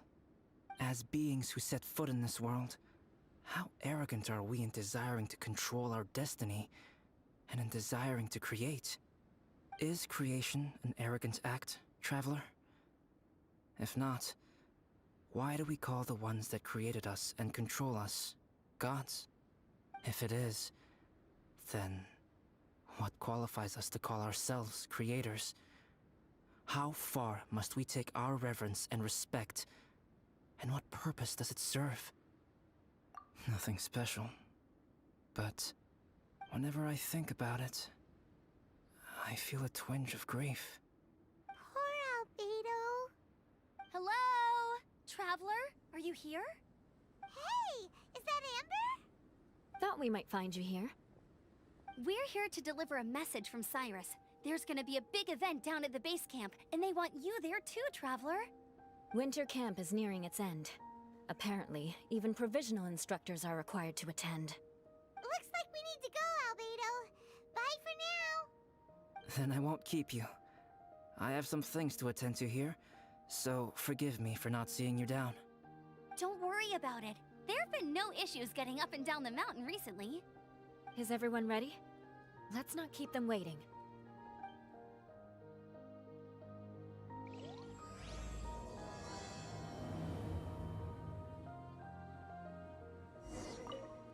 Go ahead. You're one of their instructors, no?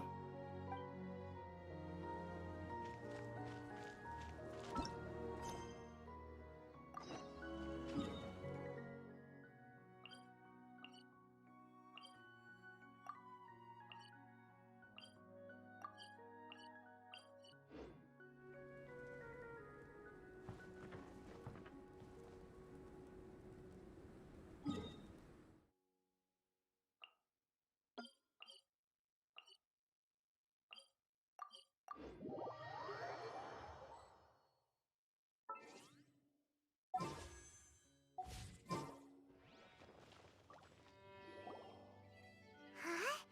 Who is this guy?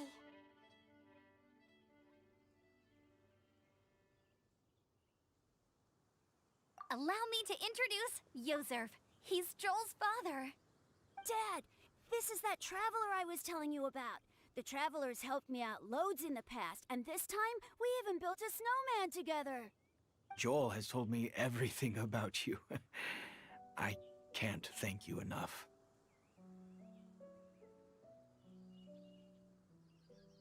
Wow, this is amazing! Wait a second. Why is Cyrus discreetly wiping tears away? And what is Pallid doing here? Pallid is the hero of the hour this time. Go on, Pallid. Tell us what happened in your own words. Okay. The weather was fine on that fateful day, and I had a feeling that Lady Luck was smiling down on me. So I trusted my gut and set off to explore somewhere new, somewhere dangerous. Because where there is great danger, there is also great treasure. Why does this sound so hard to believe? But I had only been away from the group for a short while when I fell down a slope and just started rolling. Uh-oh. Did my bad luck rub off on him when we ran into each other on the mountain? The place I fell to was somewhere I didn't recognize, and I'd sustained a few injuries. I remember thinking to myself, this is the worst luck I've ever had in my whole life. Then I met Yozerv. He'd heard the sound of me falling and came out to see what was going on. Huh? Wow, so it was completely by chance then. I thought he must have been someone from the Adventurers Guild here for the event, but after a few words of conversation, it was clear that he was having memory problems. He didn't even know his own name. The temperature was freezing, and there was no time to deal with all that there and then, so I convinced him to come back to the camp with me and figure everything else out after we got there. We got back to the camp, ran into Joel, and the moment he saw him, he froze for a second with this completely stunned expression on his face, and then he started crying out, "Dad! Dad!" That's when Yozerv suddenly started to remember. My memory has still not fully recovered, but Joel and his mother, they are the only ones that I will not, no, that I cannot forget. Daddy. Daddy's right here, Joel. Daddy's right here. Yozerf, don't you remember anything else at all? The poor princess, feeding the foxes? I'm sorry. I have no recollection. Maybe it's because of the head trauma. I'm not sure. I woke up and found myself covered in blood. My things were gone, and there was nothing to indicate who I was or how I got there. I crawled into a cave and settled in for a slow recovery. After my legs and feet were a little better, my hunting skills were what kept me alive. Dad, I was so worried about you. I'm all right now, Joel. Oh, don't cry. Daddy's not going anywhere. I'm here to stay. Oh, this is good. This is good. You know what, though? I definitely think my luck got worse after running into Benin on that mountain. I knew it. I just... No. I just meant if it weren't for you, there's no way I ever would have run into Yozerv on a mountain this huge. Besides, we got back safely, didn't we? So don't blame yourself. maybe sometimes miracles can only happen when you get just unlucky enough. Ballad. When did you become such a smooth talker, huh? Huh? Am I? I was just telling the truth. Oh, yeah. I want to say thank you to the Traveler, Uncle Cyrus, Auntie Eula, and Auntie Amber. Thanks, everyone. You all helped look after me, and I will always remember it. But I guess I can't take the snowman with me, or it'll melt once it leaves Dragonspine. It's such a shame. Oh, I can help with that. One moment. Huh? Eula? Here, take this. It's powdered rime. Just add it to your snowman, and it will never melt. Wow! Really? Oh, this is awesome! You're the best, Auntie Eula! Dad, I have an unmeltable snowman now! How cool is that? How can I ever repay you all? Thank you all. Thank you, from the bottom of my heart. Dad, I want to go move the snowman. Can we do it now, please? Okay, I'll be leaving with Joel now. I'm sure I'll see you all another day. Very well, very well.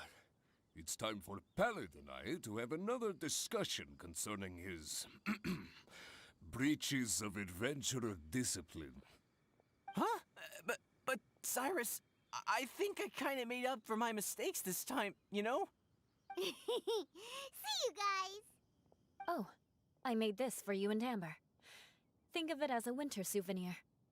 Aw, are you sure? This must be really important to you. Come on now, just take it. No need to make such a fuss. Wow! Now our snowman won't melt either! Great!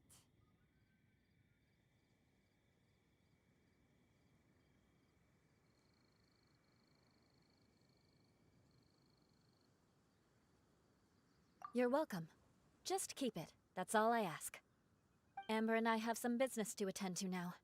See you later. See you! Everyone's gone. Seems like they've all got their own stuff to do now. Oh! You know what? We've been on Dragonspine all this time, and somehow Paimon still forgot to ask Albedo about how to make a fruit juicifier machine that could keep the juice fresh. Maybe we should try Timaeus again. He does seem pretty eager to please after all.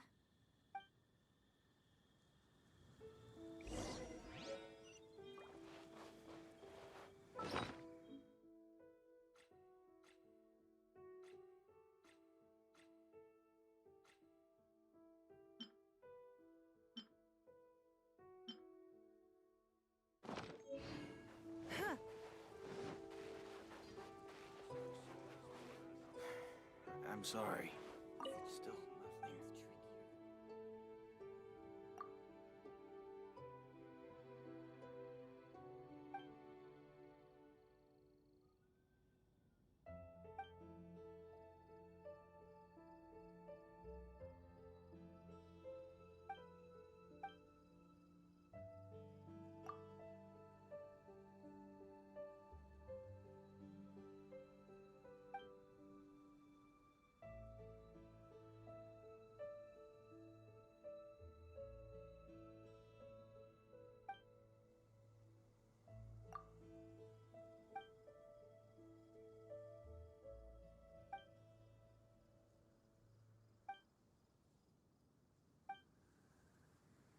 What about this, Daddy?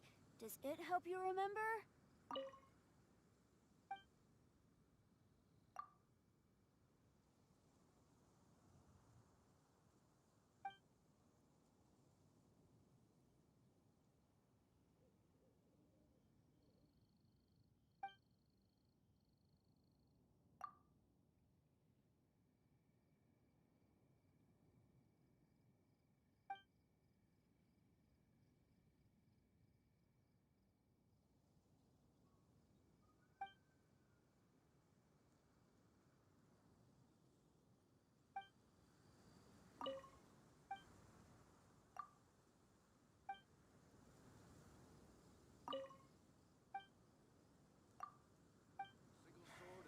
I'm sorry. Still nothing.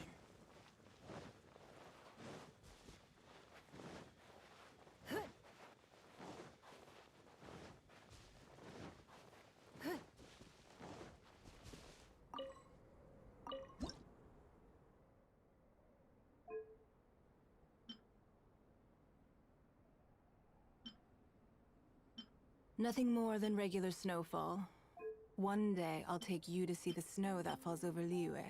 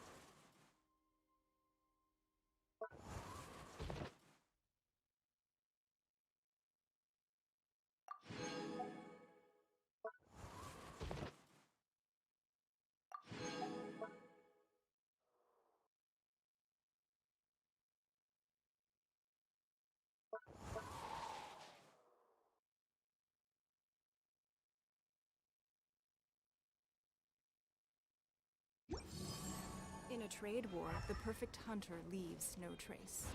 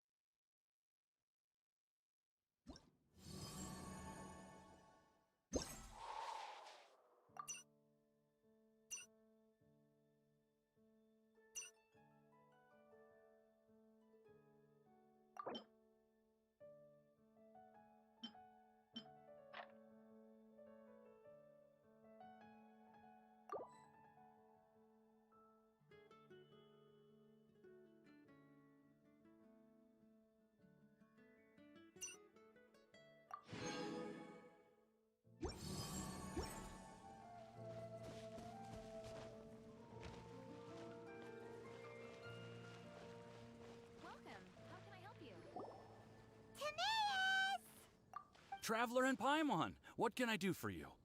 Wait a minute. You've got that mischievous look on your face. Oh, you're not still thinking about that ridiculous juicer thing, are you? Timaeus, will you help us?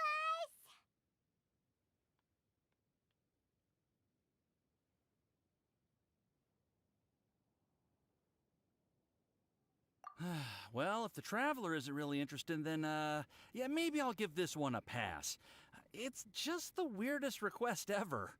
No, but Paimon's Sunsettias are gonna go to waste without it! And the time it would take me to research something like that, I could probably pick those Sunsettias again 10 times over. New research project, Timaeus?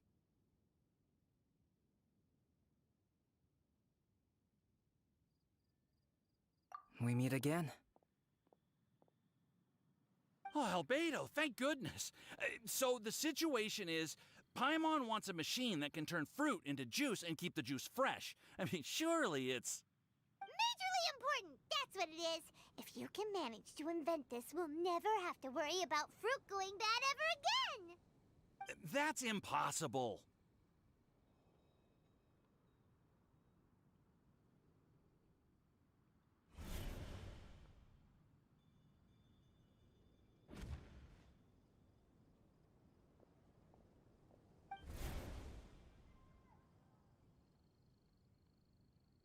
Turning fruit into juice is not hard, but keeping it fresh is more difficult. But if you simply want to keep the fruit from rotting, there are many ways to achieve this. Right, Traveler?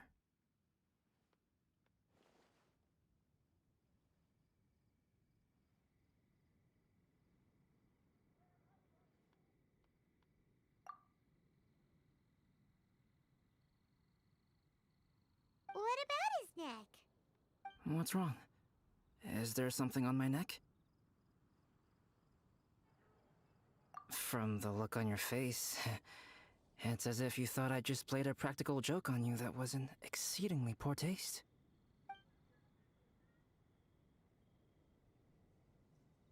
Albedo, you were saying, how do you stop fruit from going bad? Well, one way would be to bury your fruit on Dragonspine, where the snow never melts all year round. But then Paimon won't be able to eat them! You could always live on Dragonspine.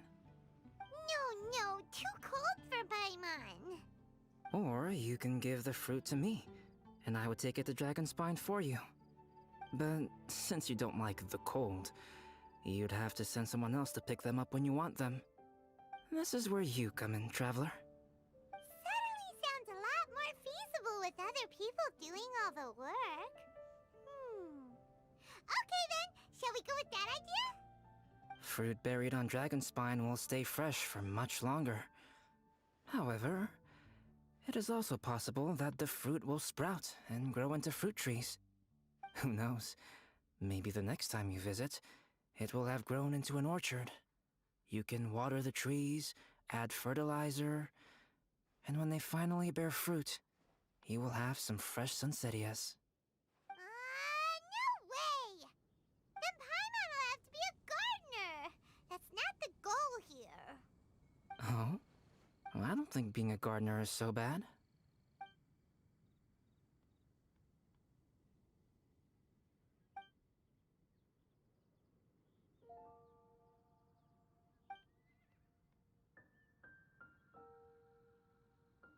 Albedo! Stop trying to get your hands on Paimon's super sweet Sunsettias! It bothers you, does it? Of course it bothers Paimon! They are the rarest, super-duper sweetest Sunsettias ever! And they're not for you! Okay, but they're just Sunsettias. I think you're only so attached to them because you don't have much fruit of this quality in your possession. When someone's pockets are full and their spirit is fulfilled, they don't easily fall prey to this kind of yearning. Really?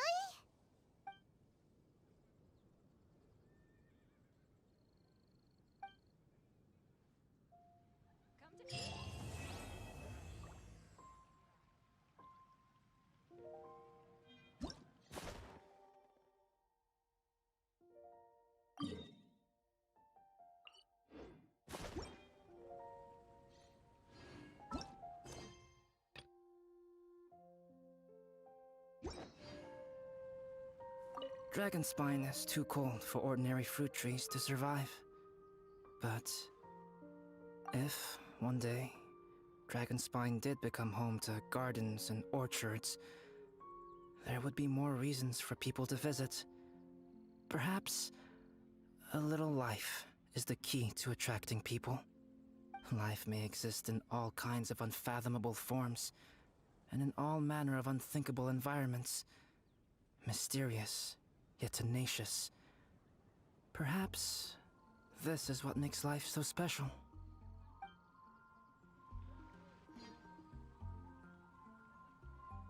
Dragonspine, if life may...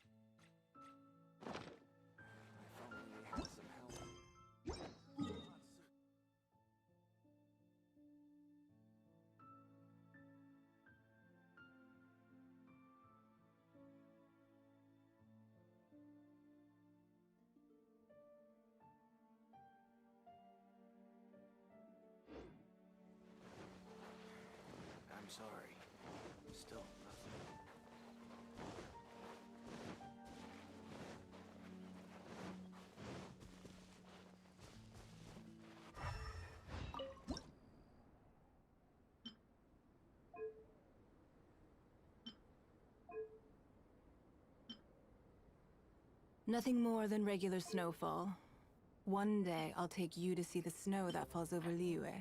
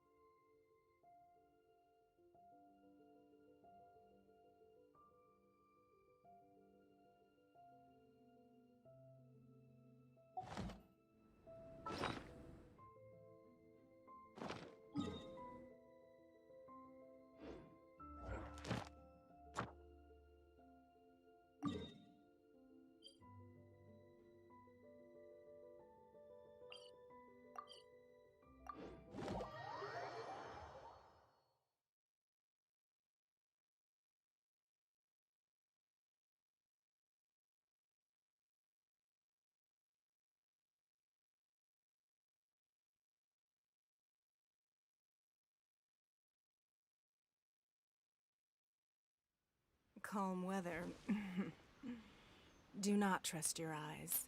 Your eyes can lie to you.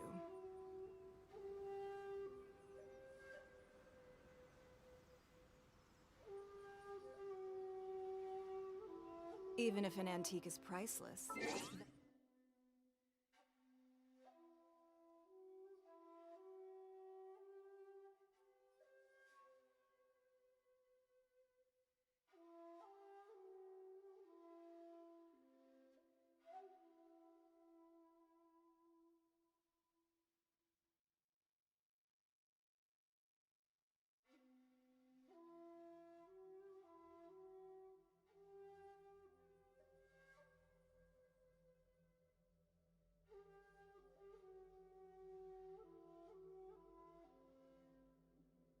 The happiness it brings lasts for only the moment that you obtain it.